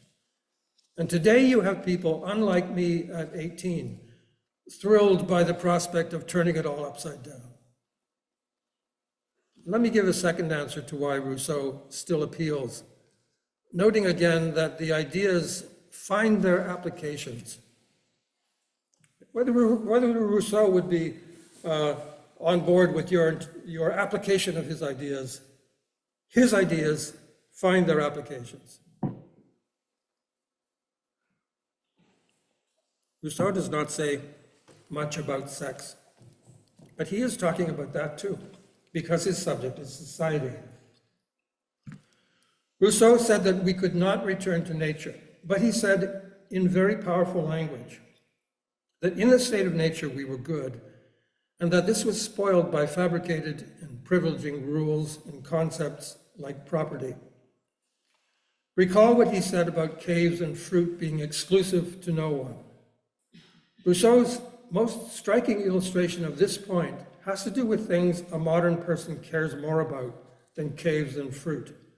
It has to do with jealousy. Rousseau wrote that the natives of the Caribbean, quote, are precisely the people least subject to jealousy. But today, he added, thanks to our manners and our laws, our exclusivity and obligations, this is all the evil fluff of civilization. Thanks to this, the jealousy of lovers and the vengeance of husbands every day give rise to duels, murders, and still worse things. In society, the duty of eternal fidelity serves merely to create adulterers. And where even the laws of continence and honor necessarily spread debauchery and multiply the number of abortions, there is no debauchery in the state of nature where there are no rules. So we can add to that fifth claim the particular detail of a sixth. The defect in the structure of society we saw is the rules defending unnatural goods like ownership and exclusivity, which create kinds of inequality which generate strife. Why then would a reader of Rousseau not conclude that he could go back to the state of nature by refusing to honor some of these bogus and trouble-causing restrictions, like sexual exclusivity, like marriage bonds? One of the institutions affected by this thinking is marriage, and indeed, you can right away see how this thinking becomes a solvent for liberating ourselves from one formative institution after another. And to those inclined to say, but solvents are just destructive, this is just freedom from, not freedom for, I beg to differ. When you free yourself from a made-up institution that causes the trouble that Rousseau has identified, hatred, jealousy, you are freed from a cause of misery and freed for a simpler and more perfect life, a life unmarked by those kinds of trouble. That's significant. Some have argued that there is a fundamental contrast between the American Revolution and the French Revolution, which each have radically different views of freedom. The Americans emphasized positive freedom, and 1789 emphasized negative freedom. For those who are heirs of 1789, the French Revolution, freedom is essentially negative and external, liberation from whatever is considered externally repressive. Variations on the famous theme set out by Jean-Jacques Rousseau at the beginning of his Social Contract. Man is born free, but he is everywhere in chains. But all freedom fights chains, impositions, and does so for a superior life that already beckons.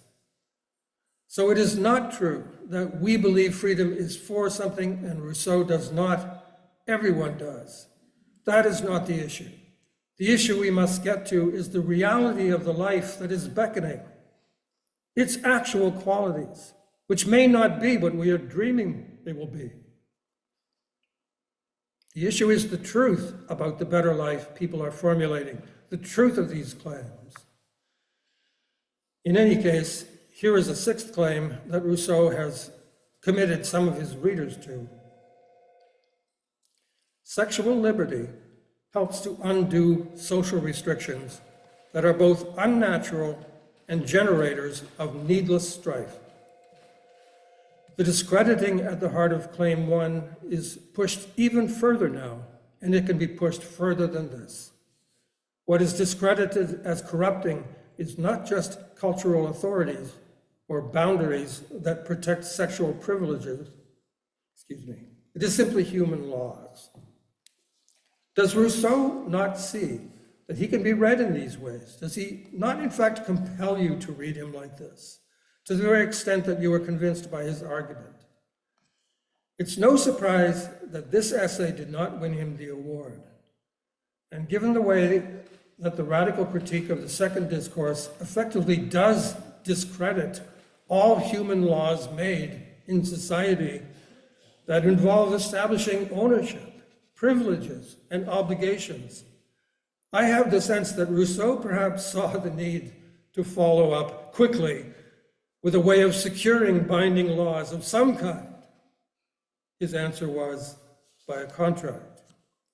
But before we move to the social contract, the work in which he attempts this, I propose we consider a seventh basic belief already derivable from Rousseau. While the 6 we have already listed seem exclusive to Rousseau, in these years it's only Rousseau who is advancing these ideas. The next is one that many other thinkers are also encouraging.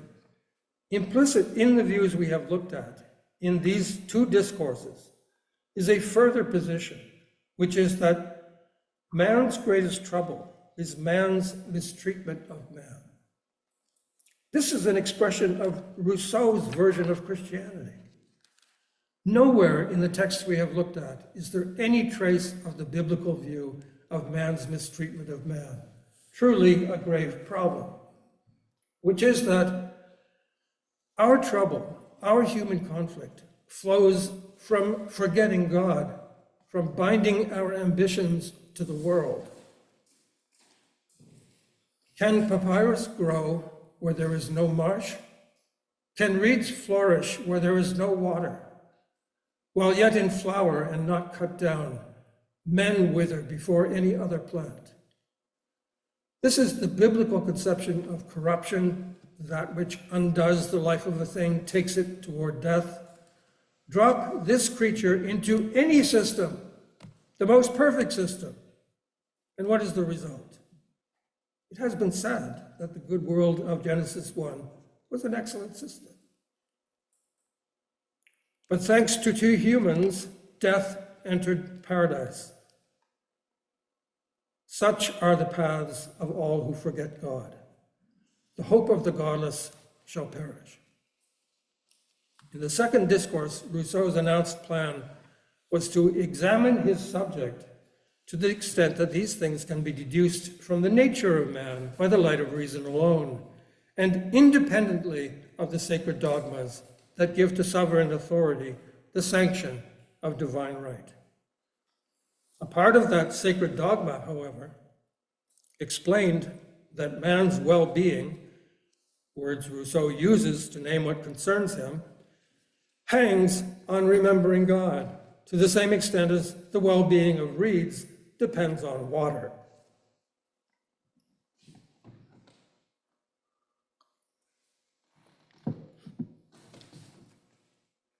Criticizing these positions is not my concern. There's too much to say, and you could advance the criticisms yourself. But to pick just 2 weaknesses in Rousseau's thought in this area. First, there's a problem in Rousseau's logic. Rousseau's purpose has been to explain the cause of moral decline. His chief thesis, moral decline is caused by life in society. But there's a problem, because this claim amounts to the following. Men choosing to live in society suddenly feel competitive, want to dominate others, create inequalities. But what has caused this is obviously not societal manners. As to this point, no such manners have come to be. In Rousseau's account, men lived apart, and when they began to form societies, the trouble began. It's living among men that causes competition? No, just creates the opportunity for it. You simply cannot dominate another man when you're living alone. Rousseau's explanation of the origin of immorality seems wrong. The desire for supremacy and inequality that Rousseau has been at pains to explain must, even when men were in their natural state, come out of the hearts and minds of men as soon as they see the opportunity for domination. He has mistaken a mere necessary condition for an actual cause. Rousseau, I expect, might counter as follows, but then look at the trouble this gets him into. I can imagine Rousseau saying that trying to dominate others, stealing the fruit in the cave, is not an aspect of moral decline. It's driven by what Rousseau calls amour de soi, a natural self-interest oriented to basic survival. So this is entirely natural behavior, not wrongdoing. It's an example of the goodness Rousseau is referring to when he says man is naturally good. But then, what is covetousness? Is it a human invention, like fidelity? If taking available food to the end of one's own survival is good, it's not stealing, because there's still no such concept. Taking food to serve our own welfare has not yet been translated into a sin in the state of nature. Well, if so, this has an odd consequence. It means that covetousness is not part of the law of nature, Lewis's Tao. It comes into play only historically, with man in society, as posited law, not natural law. And that seems bluntly contrary to the biblical treatment of the law.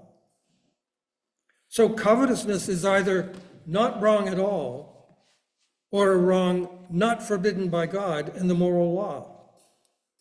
But if to avoid this, but Rousseau doesn't seem to care about biblical tensions, he were to say that covetousness is real, is a part of the natural law, it applies to human acts, stealing fruit in the state of nature, then man in the state of nature is not good.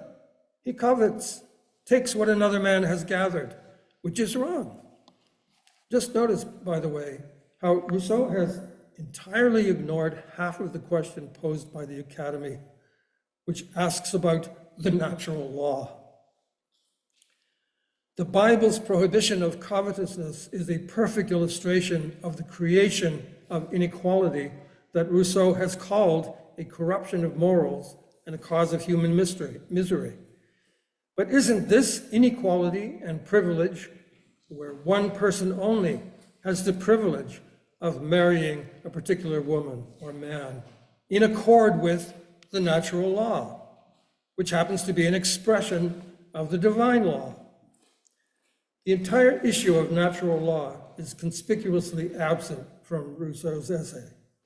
The commandment that says, "Thou shalt not covet thy neighbor's wife," is the very kind of law that Rousseau has said so much to discredit.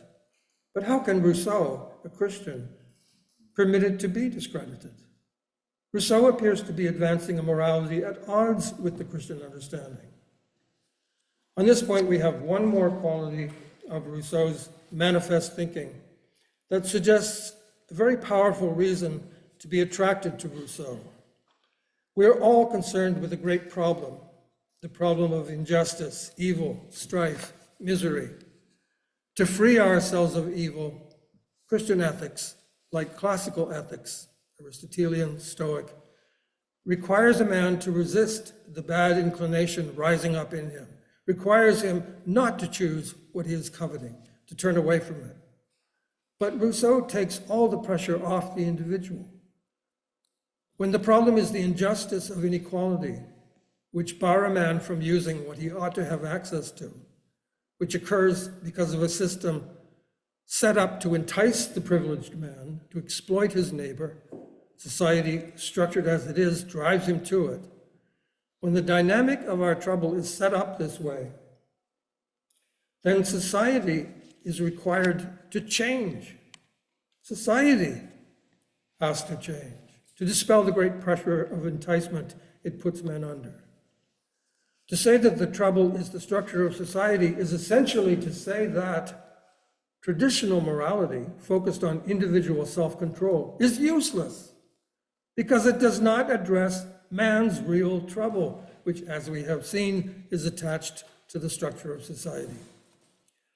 If the problem is located in the laws, in ideas like property, and in customs of society, then successful self-control, to the extent that we have it, is impotent with regard to our greatest trouble. Rousseau, writing about society and inequality, is also writing to set the tradition of ethics completely aside as ineffective. It is a waste of effort to focus on control of the soul when it is the social structure from which human acts flow. However high our moral heights, that is the trouble. If you wonder why Christianity is now seen in a negative light, here's part of the answer. Its achievements are beside the point, when the trouble is something else entirely, when its approach to the mistreatment of man does not even accept the actual problem, according to someone like Rousseau, and so does not take it on. If a person believes these claims, or even just some of them, some generate others, then you have shaken yourself free of the formative constraints of the Western tradition. Those constraints, those arguments of what freedom is for, will have no hold on you. Apparently, Rousseau cared more for the social contract than for anything else he wrote. Why might that be? Well, the two works we have looked at so far have both been critical. They identify a problem and have located that problem in the structure of society. On the Social Contract, which is Rousseau's most famous book, is entirely positive. It outlines a perfect political system, a form of government that will free every person, he says, from domination by others.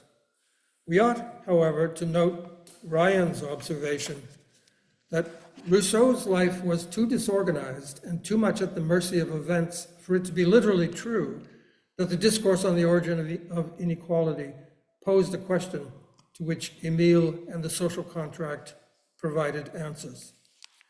Rousseau returns only obliquely to the actual difficulties he made central to the two works we have looked at. The Social Contract is not about society, it is about government. The term social in this title simply refers to that form of government whose laws and acts express the will of all the members of society, down to the last man. In other words, democracy. Nothing is said by Rousseau about whether the rotten dynamic of civilization, already full-blown in the world, would get in the way of setting up this better government. Rousseau has simply moved on to write in a different vein and in a positive key. Rousseau states the objective of the Social Contract, a text of about 100 pages, in its opening sentence. I want to inquire whether there can be some legitimate and sure rule of administration in the civil order, taking men as they are and laws as they might be. He will explain that governments, kings, emperors exploit their subjects because they are not legitimate. Thus, the attempts of philosophers to show how this or that type of government is legitimate are sheer deceptions.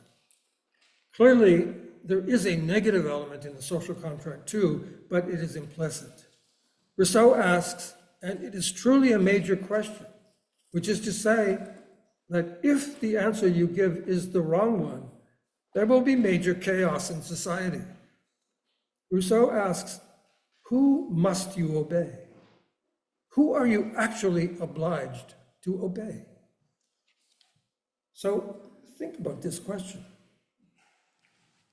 This is a positive book about a positive form of government. Its basic question: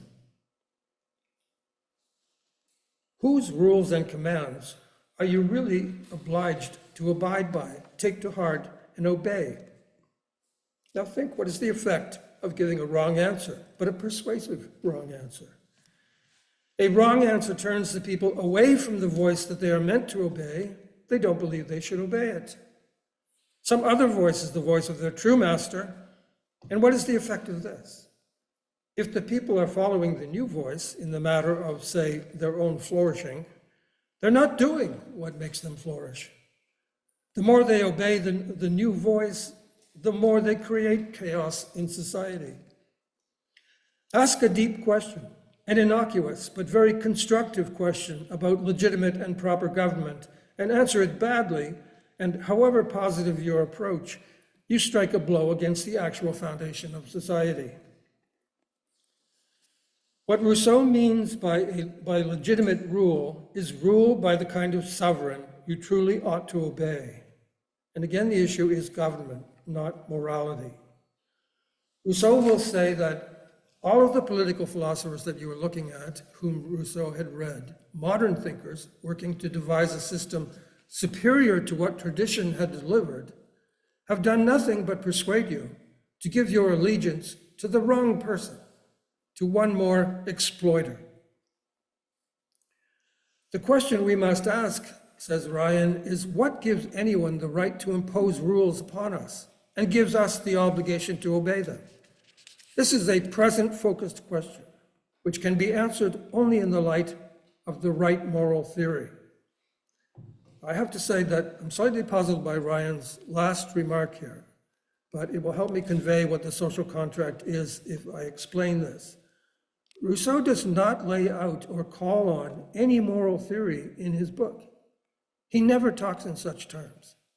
A moral theory would, it seems to me, invoke some general notion of the true good, but the only true good that Rousseau announces is this one particular concrete good that is the key to his version of politics.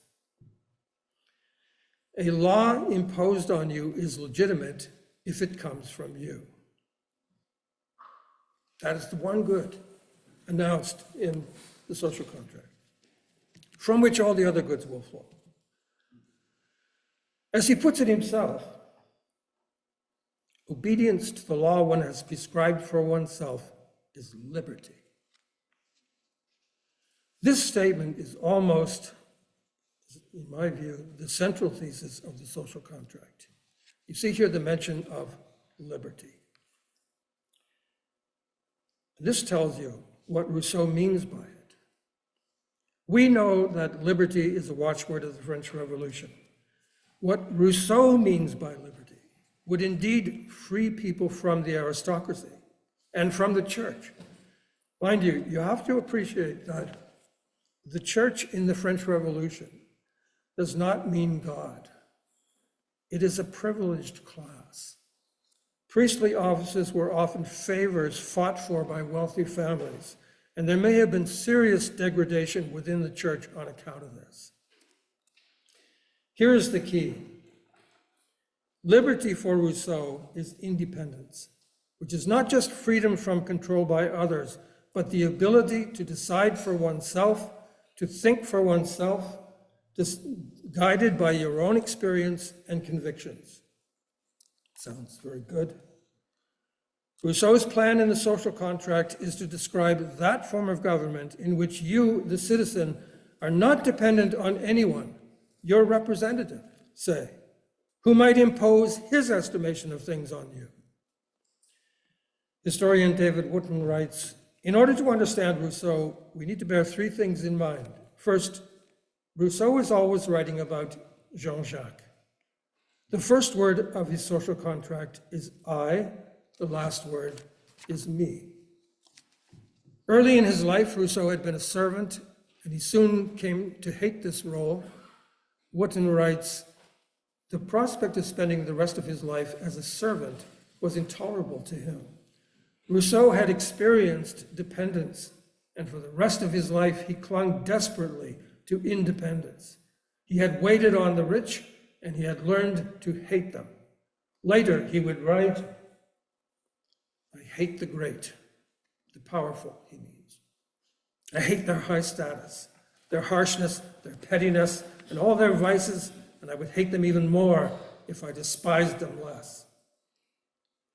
Rousseau's conception of liberty is not license, it is independence, freedom from being told what to do by another man, commonly one whom you despise. Liberty is being under your own guidance. This is not an empty notion of freedom. Here, freedom from is freedom from rule by people serving themselves and using you as a tool to do it. Talk about freedom from being inferior to freedom to is out of place here. Which conception of freedom is better is a bad question. We need both. There is, nevertheless, a problem in Rousseau's conception of liberty. Aristotle, for instance, would not say we are free in being independent or free in being dependent. We can be free in both relations. It depends. It depends on whether it is the relevant chains that are broken. The chains to break are those that shackle us to a life that is not our life, that constrain our actions so that we do what is ugly. Rousseau is right to hate his dependence on a man who abuses him. But isn't the hateful thing the abuse, the ugly action? Wasn't Rousseau, in fact, dependent, in need of that man's support for his own survival? Dependency is not an evil. It is a basic fact of human nature. To hate dependency is to hate your life, and such hatred is going to lead you into a great deal of evil, especially if you are teaching people to follow you in fighting the dependency to which human welfare is tied. In this book, Alistair MacIntyre suggested that Aristotle's definition of man should be refined by adding precisely this further defining feature: dependency. Human beings are dependent rational animals. As Aristotle was in a good position to see, having recognized at the start of the politics that man is a political animal, man is socially dependent. What is the problem in Rousseau's conception of liberty? It turns him against the wrong thing.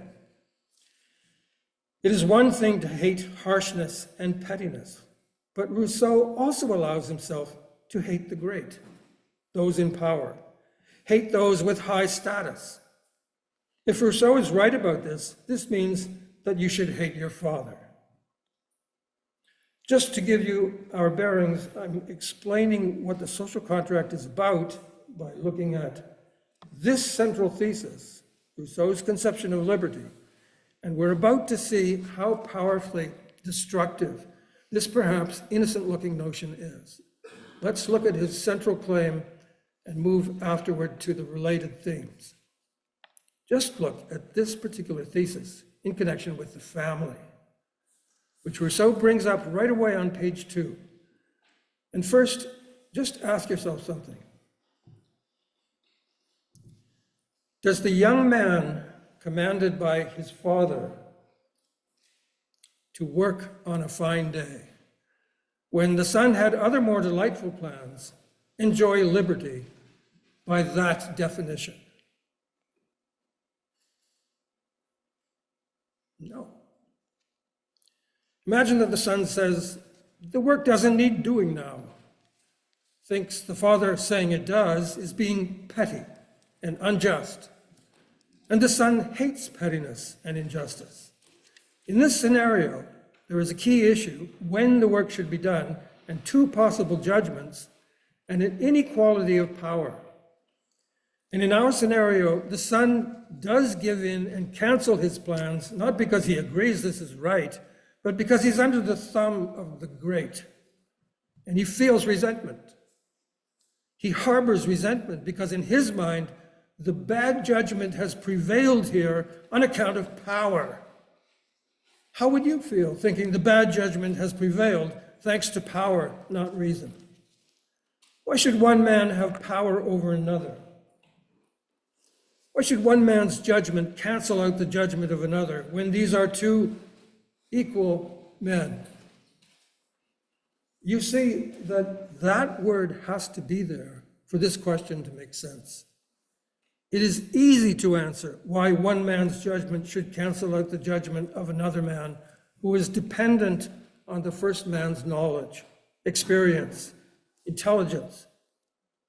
Rousseau's conception of liberty comes with and depends upon a conception of equality whose origin is not easy to see when you read the social contract, but is made unmistakable when you go back to Rousseau's own life. The equality that we see in Rousseau, forget the coming revolution, is not any abstraction. It is that notion of equality that rises up in you when you say, who are you that your judgment about when work needs to be done should trump mine? You're just one more person with an opinion. But it's my life, my Saturday we're talking about. The social contract respects this objection, an objection that traditional thinking, Aristotelian thinking, would easily dismiss. To give Rousseau as much credit as I can, I might suggest that he's devising a form of government that would be accepted by difficult people like this. Because men are difficult, refuse to accept authority. If people resistant to authority because their assessments differ from those of the authorities, imagine that we could shake the whole system up and bring all men together over the judgments they held in common. Disloyalty and resentment would disappear in this nation of sovereigns. But it is this situation.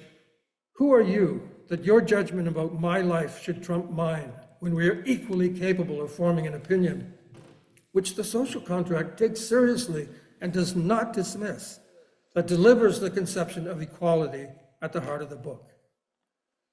In this, Rousseau is entirely rejecting the traditional way of understanding this objection, according to any outlook harmonious with Aristotle, say, a father who on some occasion is petty, constraining his son to the father's irrational exaggeration of the urgency of some work, is misbehaving. The father is at fault. He should be corrected and deliberate properly about the urgency. That takes care of the abuse, which is not a feature of a system of duties, but a departure from it, the result of a superior slacking in his own duties. But what Rousseau, the servant, hated was as much the authority as the abuse. That the other man should judge his situation differently and have the power to tell him what to do. Amazingly, Rousseau is attacking in the social contract. What Rousseau is attacking here is the eradication. What he is advancing in the social contract is the eradication of authority. Possibly because by the 18th century, there was hard evidence of fundamental differences between men over what authority they would submit to. Rousseau is saying, amazingly, how about none? This is the avenue of liberalism. Let me show you this. The social contract is implicitly a radical rejection of all authority. At one point, Rousseau writes, since no man has a natural authority over his fellow man, and since force does not give rise to any right, agreements alone, therefore, remain as the basis of all legitimate authority among men. Ordinary authority is illegitimate. Well, what is ordinary, or we could properly say natural authority? A father has a natural authority over his son, and a master has a natural authority over his apprentice, etc. Rousseau's statement involves the rejection of the entire tradition of governance at every level. Rousseau writes of the young man that as soon as he reaches the age of reason, since he alone is the judge of the proper means of taking care of himself, he thereby becomes his own master. This is typically false. He believes he knows best, but he does not. What he still needs to learn that other people know is extensive. And if he is a wise young man, he will have made note of the people to trust to inform him about the proper means of taking care of himself, to tell him what he needs to do in this or that situation. But Rousseau has harnessed all his own mature intellectual powers to formulate a kind of government from which authority is eliminated. Rousseau takes the objection of the lackey and the objection of the son seriously. No one in the tradition of Western thought, Aristotle say, would have done so. In our father and son scenario, and even on those occasions when the father makes a careless assessment about work that needs doing, the son would have no claim to the resentment felt by Rousseau, no claim to be taken seriously. The father-son relationship being ordinarily beneficial,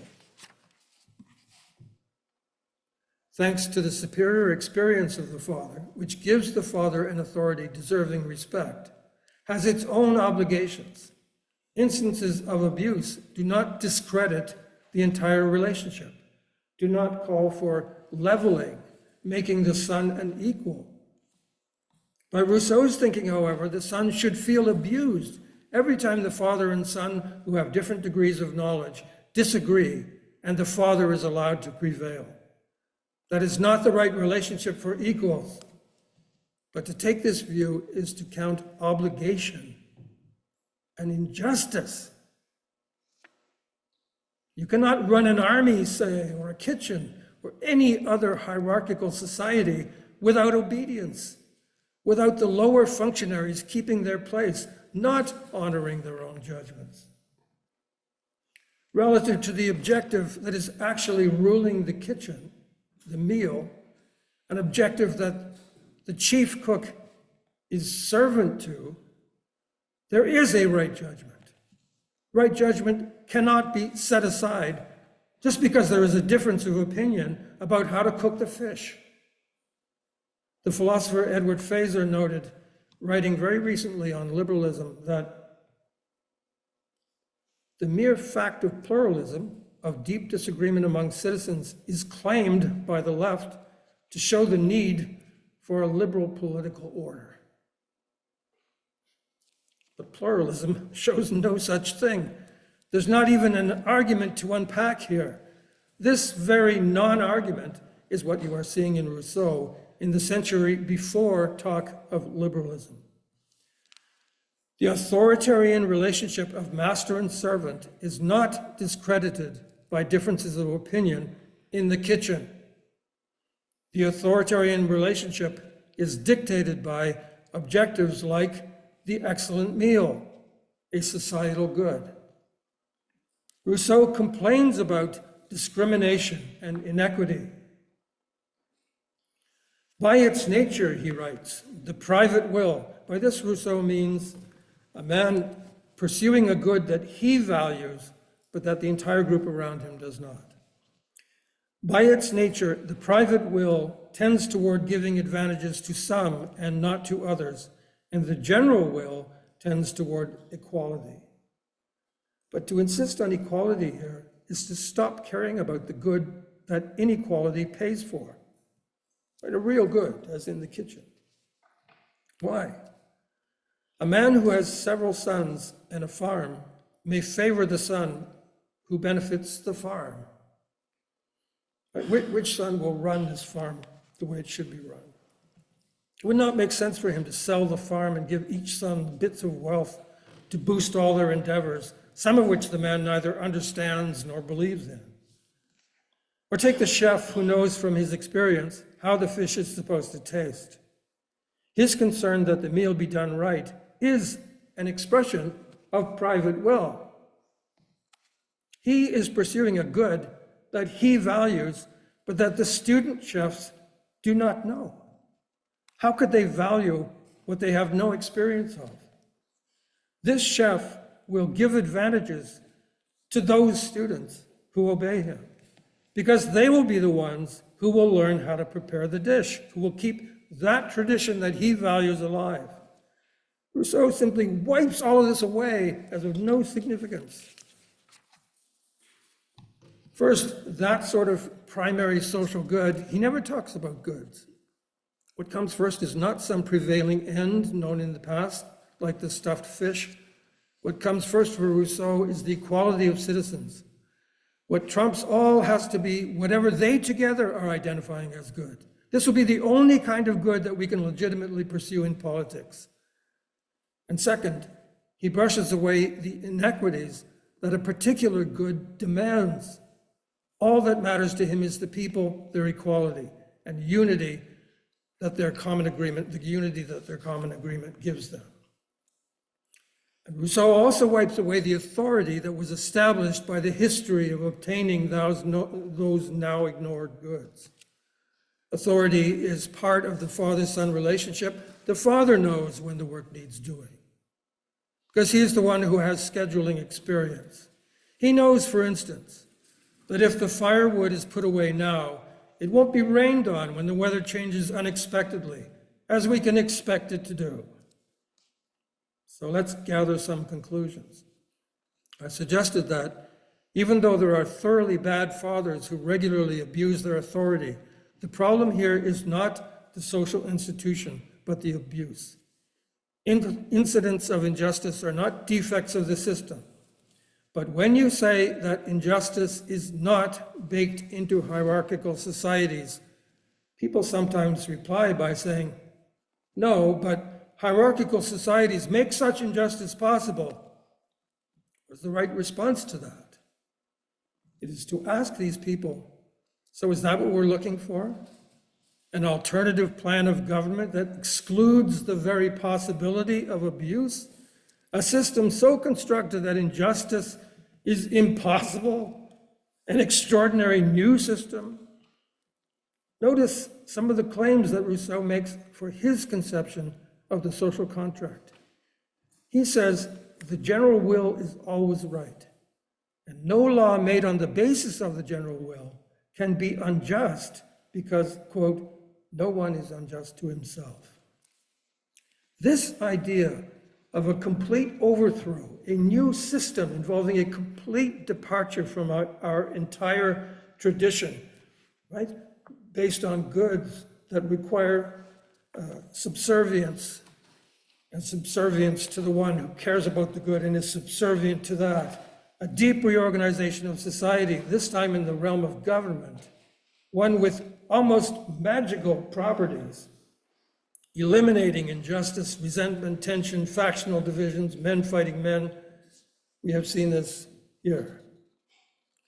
Traditional government, traditional ethics has failed to prevent this trouble. We need a more effective solution to our problem, a systemic solution. We see these things again in the social contract's proposal of a new order of government. But it is plain that this badly argued announcement of something better is profoundly destructive of tradition. Rousseau is one of those figures who argues with seriousness, but implicitly, that tradition has failed. We need to give up almost completely the thinking that has informed our way of life since the beginning. It's all wrong, back to the ancient Greeks and Hebrews, as far back as we can go. I've mentioned what Aristotle would defend to show that, according to Rousseau, the mistake was made all the way back. The corollary to this thought is someone can see further than the entire tradition. A brilliant mind, provided it is the mind of the present day, a mind not weighed down with ancient baggage, can lay out the solution. This view that is implicit in Rousseau, it is a modern view. You see it also in Machiavelli, one of Rousseau's heroes, is a platitude of our time. Anyone addressing a serious problem today starts with this presumption. But in 1762, only people like Rousseau have such thoughts. I said there is a problem in Rousseau's conception of liberty. You can sense it already, but let's spell it out.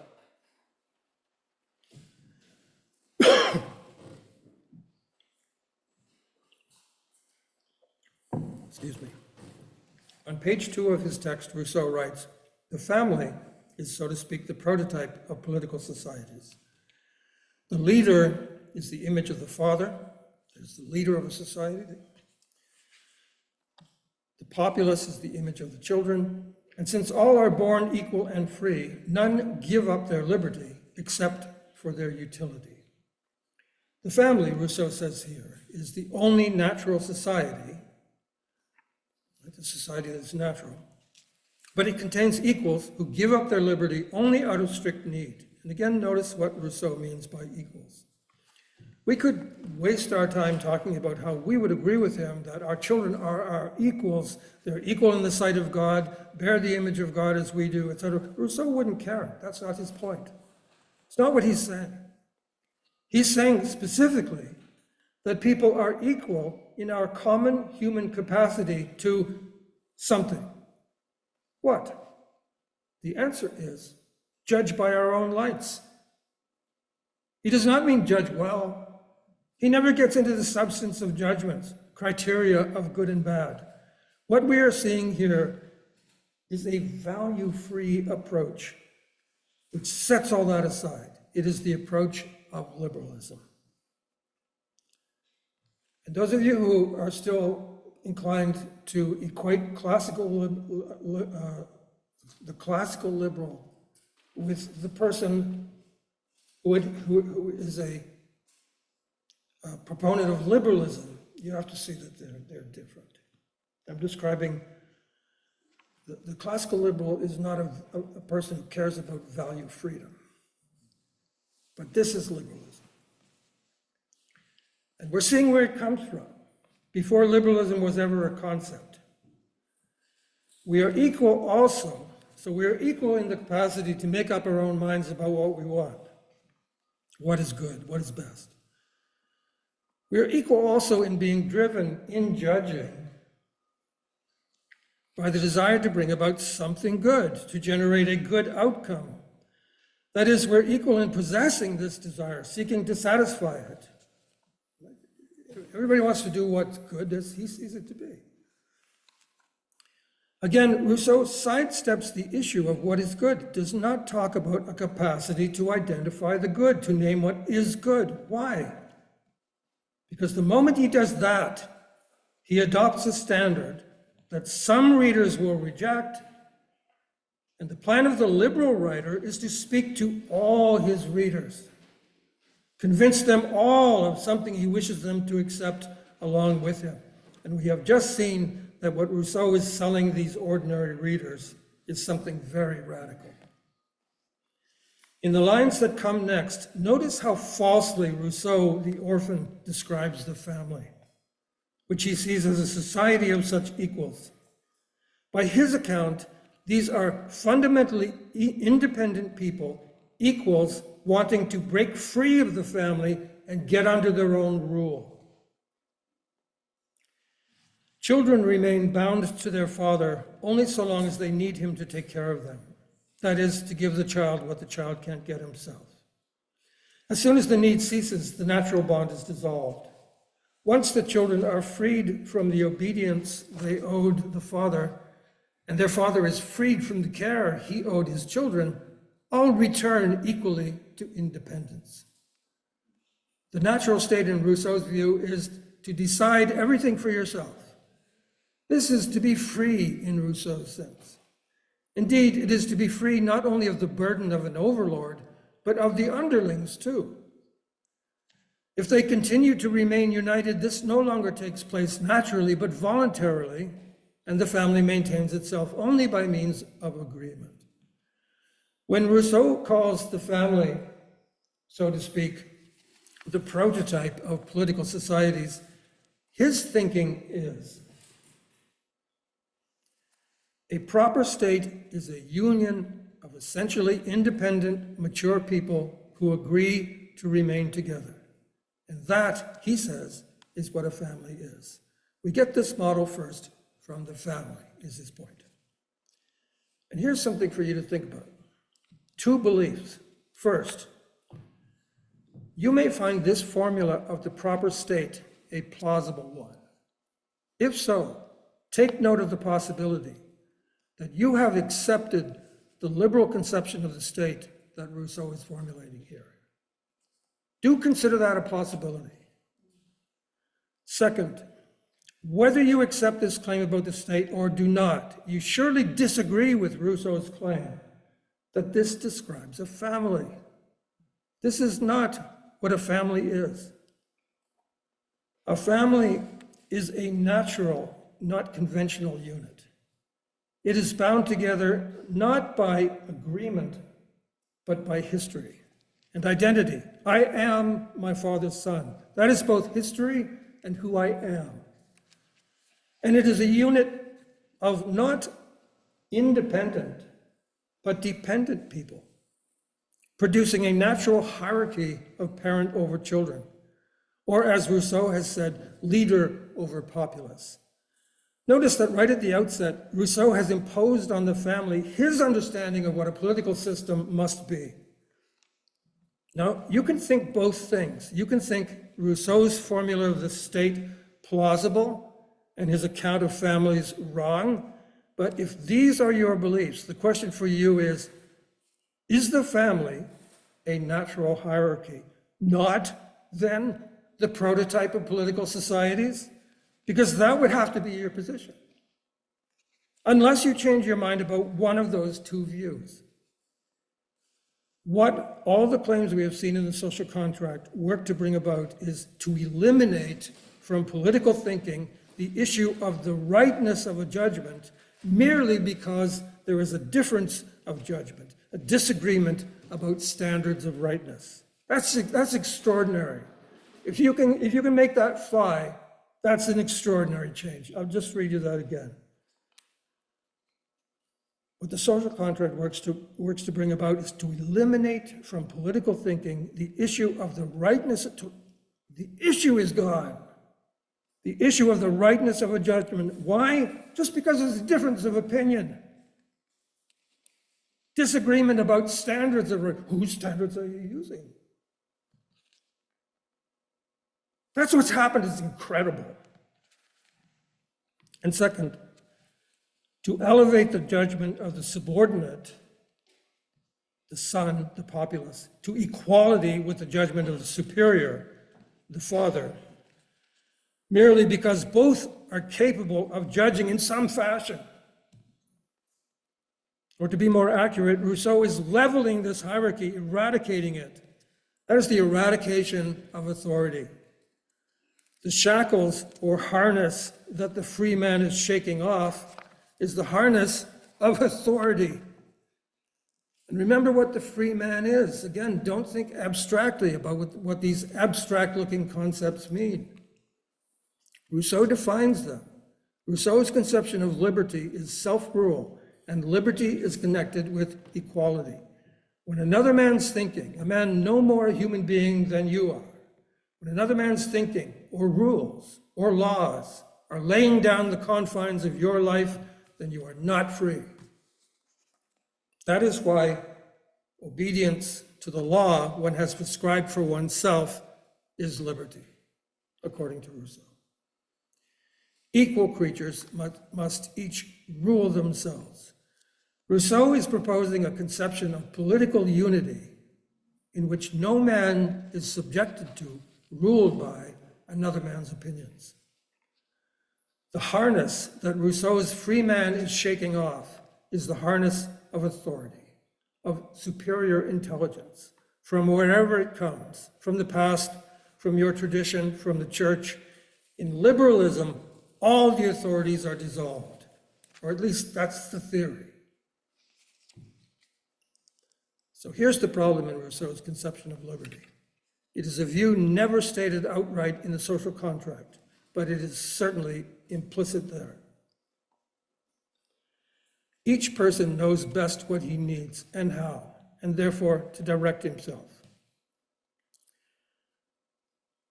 Thus, there is no role for any kind of authority, that is, a superior agency telling him what to do on the basis of a superior understanding of human welfare, coming, for instance, from tradition.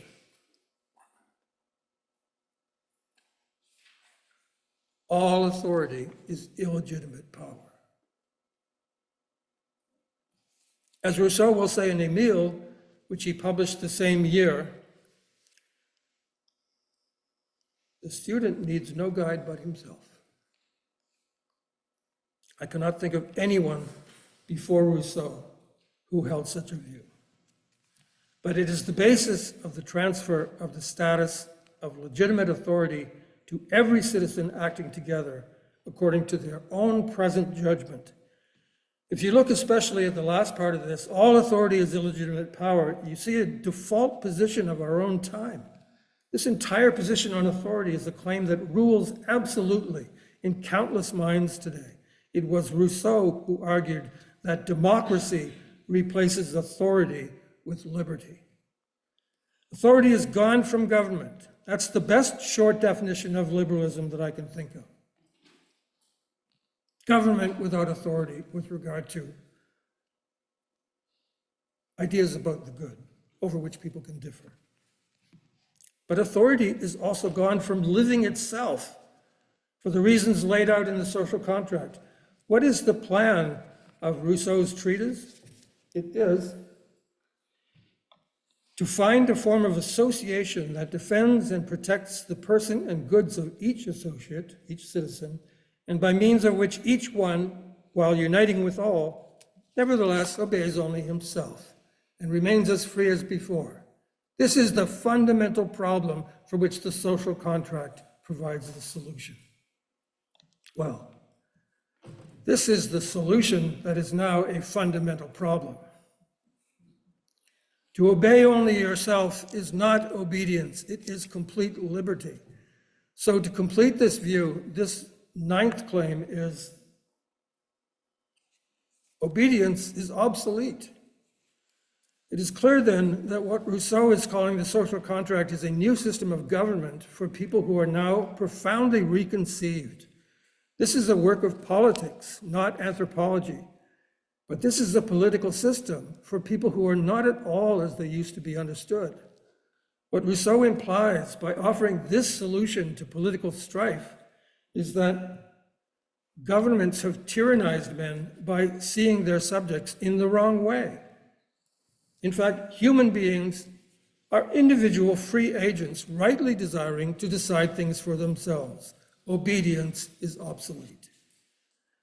The social contract offers them a form of government permitting them to behave in just this way, but all together with others who are also behaving in this way, thus keeping themselves free of subservience to any authority or superior. Their trouble has been that subservience, cause of the resentment that is due when another man decides for them. Now we will have both justice, the due treatment of equals as equals, and peace. A free man is not angry. I have not got into, nor will I, the question which Rousseau raises of what happens when people's own judgments wind up not part of the common will, the common good. That is defined by present de facto agreement in Rousseau's system. As Rousseau says, the first and most important consequence of the principles established here in the social contract is that only the general will can direct the forces of the state according to the purpose for which it was instituted, which is the common good. It is what the people's different interests have in common that forms the social bond. It is utterly on the basis of this common interest that society ought to be governed. Well, some people find that things they care about aren't celebrated by the people, aren't a cause of social bonding and shared joy. In fact, for not being shared, these interests are automatically defined as private interests that are, by definition, against the interests of the present people or state. Suffice it to say that the result is not peace. What we have in these two claims is a profound reconception of things, beginning with yourself and your own nature and status.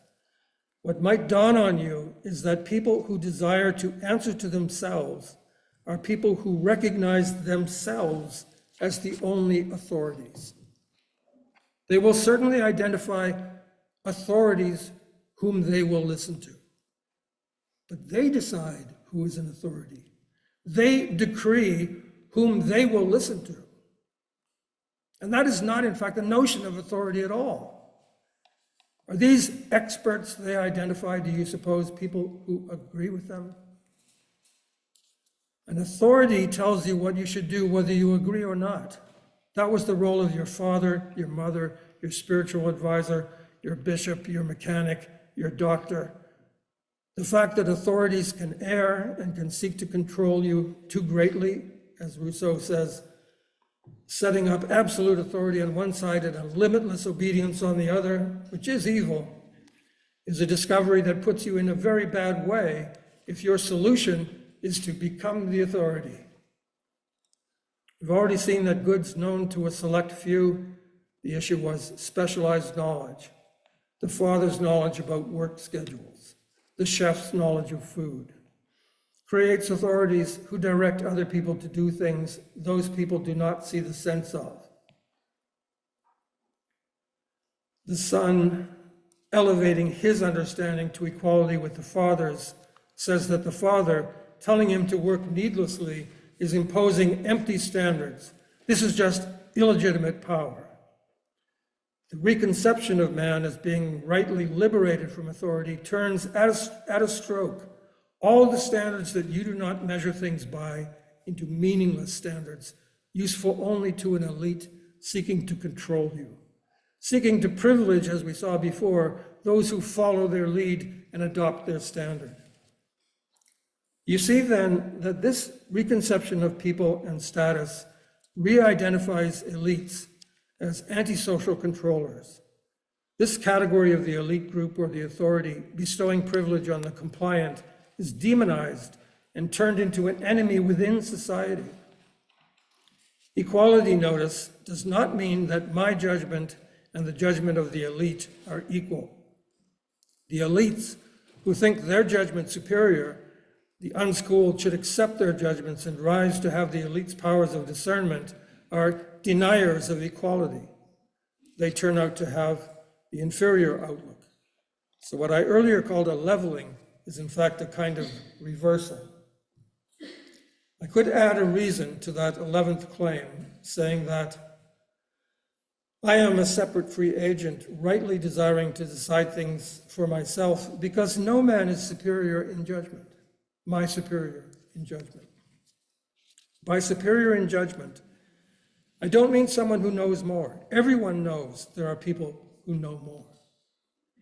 I mean a person who is superior on account of knowing more, so that he should decide something for me or tell me what to do. That power, for Rousseau, belongs only to the collective, relative to those common goods they agree on. Since the citizens are all equal by the social contract, what everyone should do can be prescribed by everyone. Superiors are eliminated. Equality, sameness of judgment, authorizes authority, but superior knowledge, which is by definition not equally shared, does not. So whatever public unity has been purchased by Rousseau's recommendations has been purchased at the price of elevating ourselves to a mass of people unwilling to be directed except by what already means something to us, by becoming enemies of elites,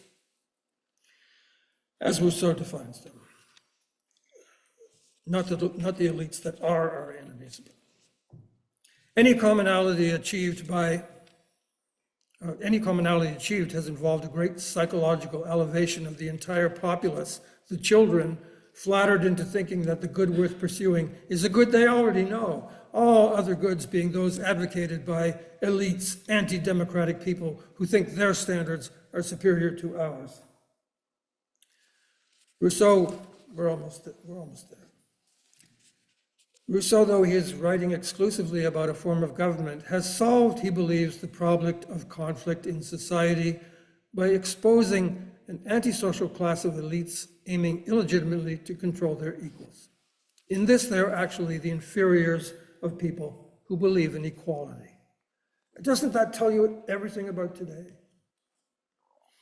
In this, they are actually, right, Rousseau's principle that a free person, a person who is not in chains, obeys only himself. This underwrites a revolt of massive cultural equalization that is not confined to the writing of legitimate laws the people ought indeed to obey. I'm not sure that Rousseau intended this, yet his earlier position on the corrupt nature of civilization made by elites argues that this was indeed his purpose. Notice, however, the thorough cultural leveling that has unfolded throughout society, say, since the 1970s, 1980s, the heyday of postmodernism. It matches these last principles implicit in Rousseau's work.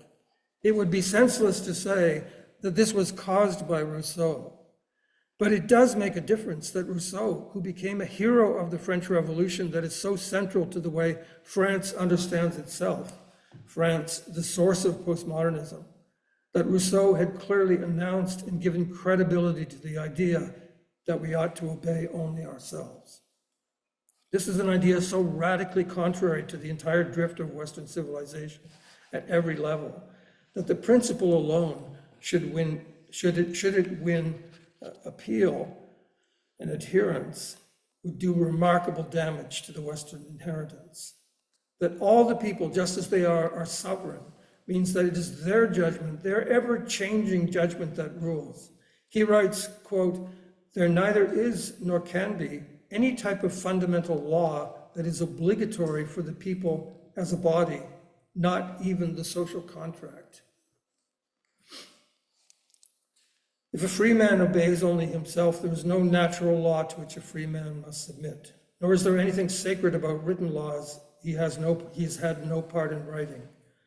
That is also the case with all the human standards, going back to the beginning last night, of taste, morality, meaningfulness, that he's not moved to agree with. The person who knows the good of a thing, a good unknown to us, will order things to lead people to that good. But we will destroy his elitist structure of coercion, his school.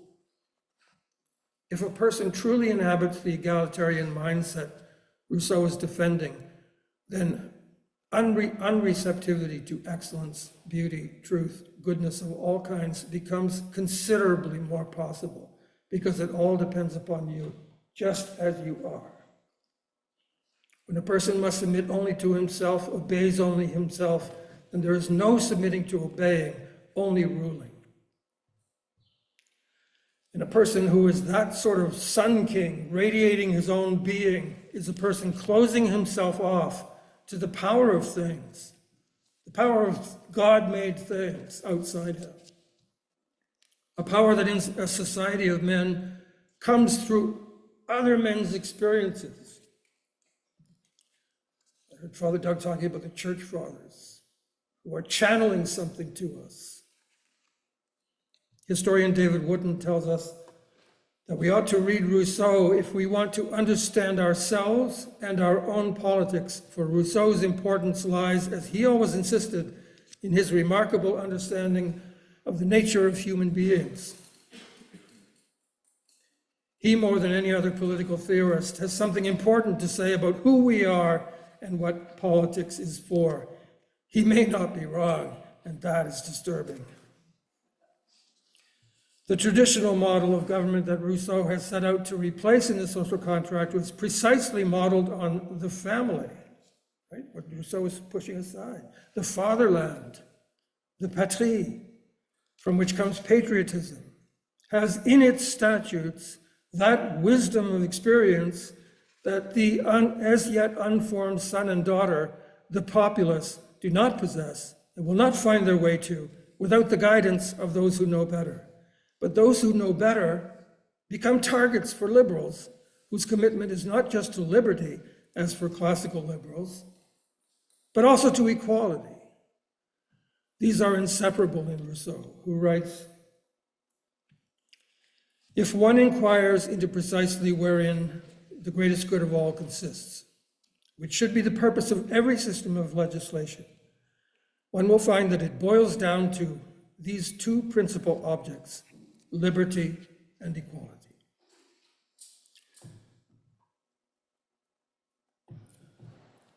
I cannot end, almost there, but I cannot end without at least mentioning Emile, his book on education. I did my reading chronologically and so ran out of time to finish Emile, which was published in 5 volumes.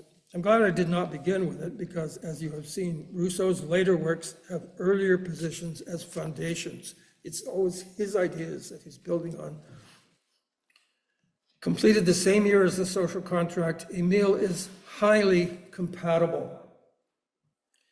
Nature made me happy and good, and if I am otherwise, it is society's fault. Roger Scruton, in an article on Rousseau that you would truly enjoy, notes a theme extrapolated from this. From this one, do you think this view could be extended to education? What would be the new claim? Scruton writes, quote, in child-centered education, the only real authority is the child, who is busy realizing his potential in whatever messy way suggests itself. Rousseau's underlying intention is to destroy all intellectual authority apart from that which resides in the self. We could find more in Emile to single out as familiar 21st century thinking. For instance, the path from biblical morality, the law written on the heart, to feeling is expressly marked. Right and wrong are in the depths of my heart, traced by nature in characters which nothing can efface, Scripture, I need only consult myself with regard to what I wish to do.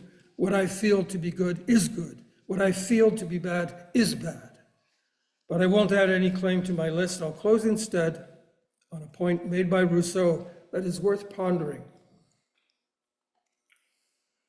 The good man may be proud of his virtue, for it is his own. But what cause for pride has the man of intellect? That Rousseau cannot connect intellect with the intellectus of Augustine and medieval thought is not his fault. The role of the intellect, which is the higher perception associated with seeing the truth,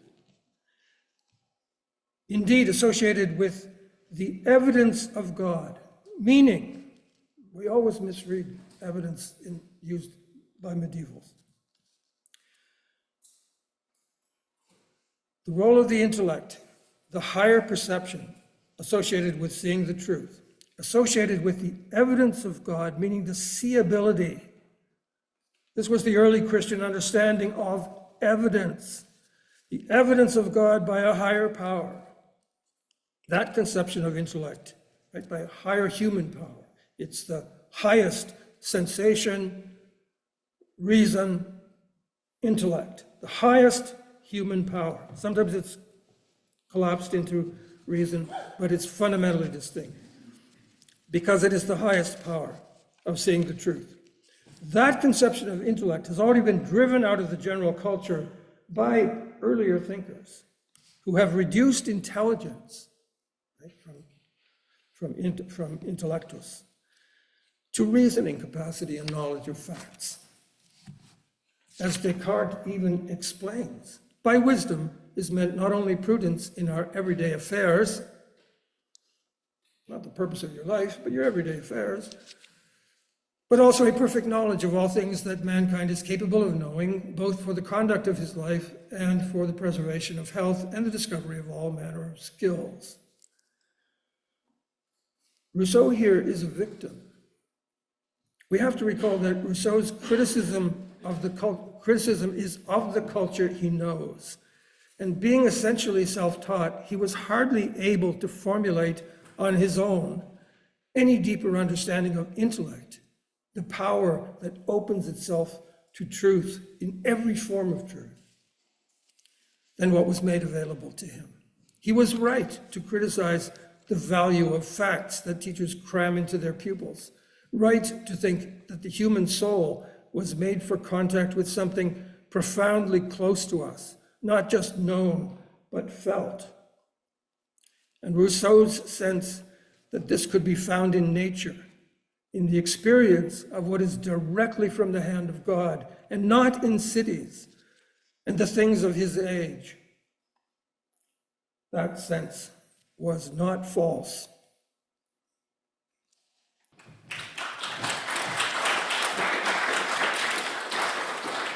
Thank you.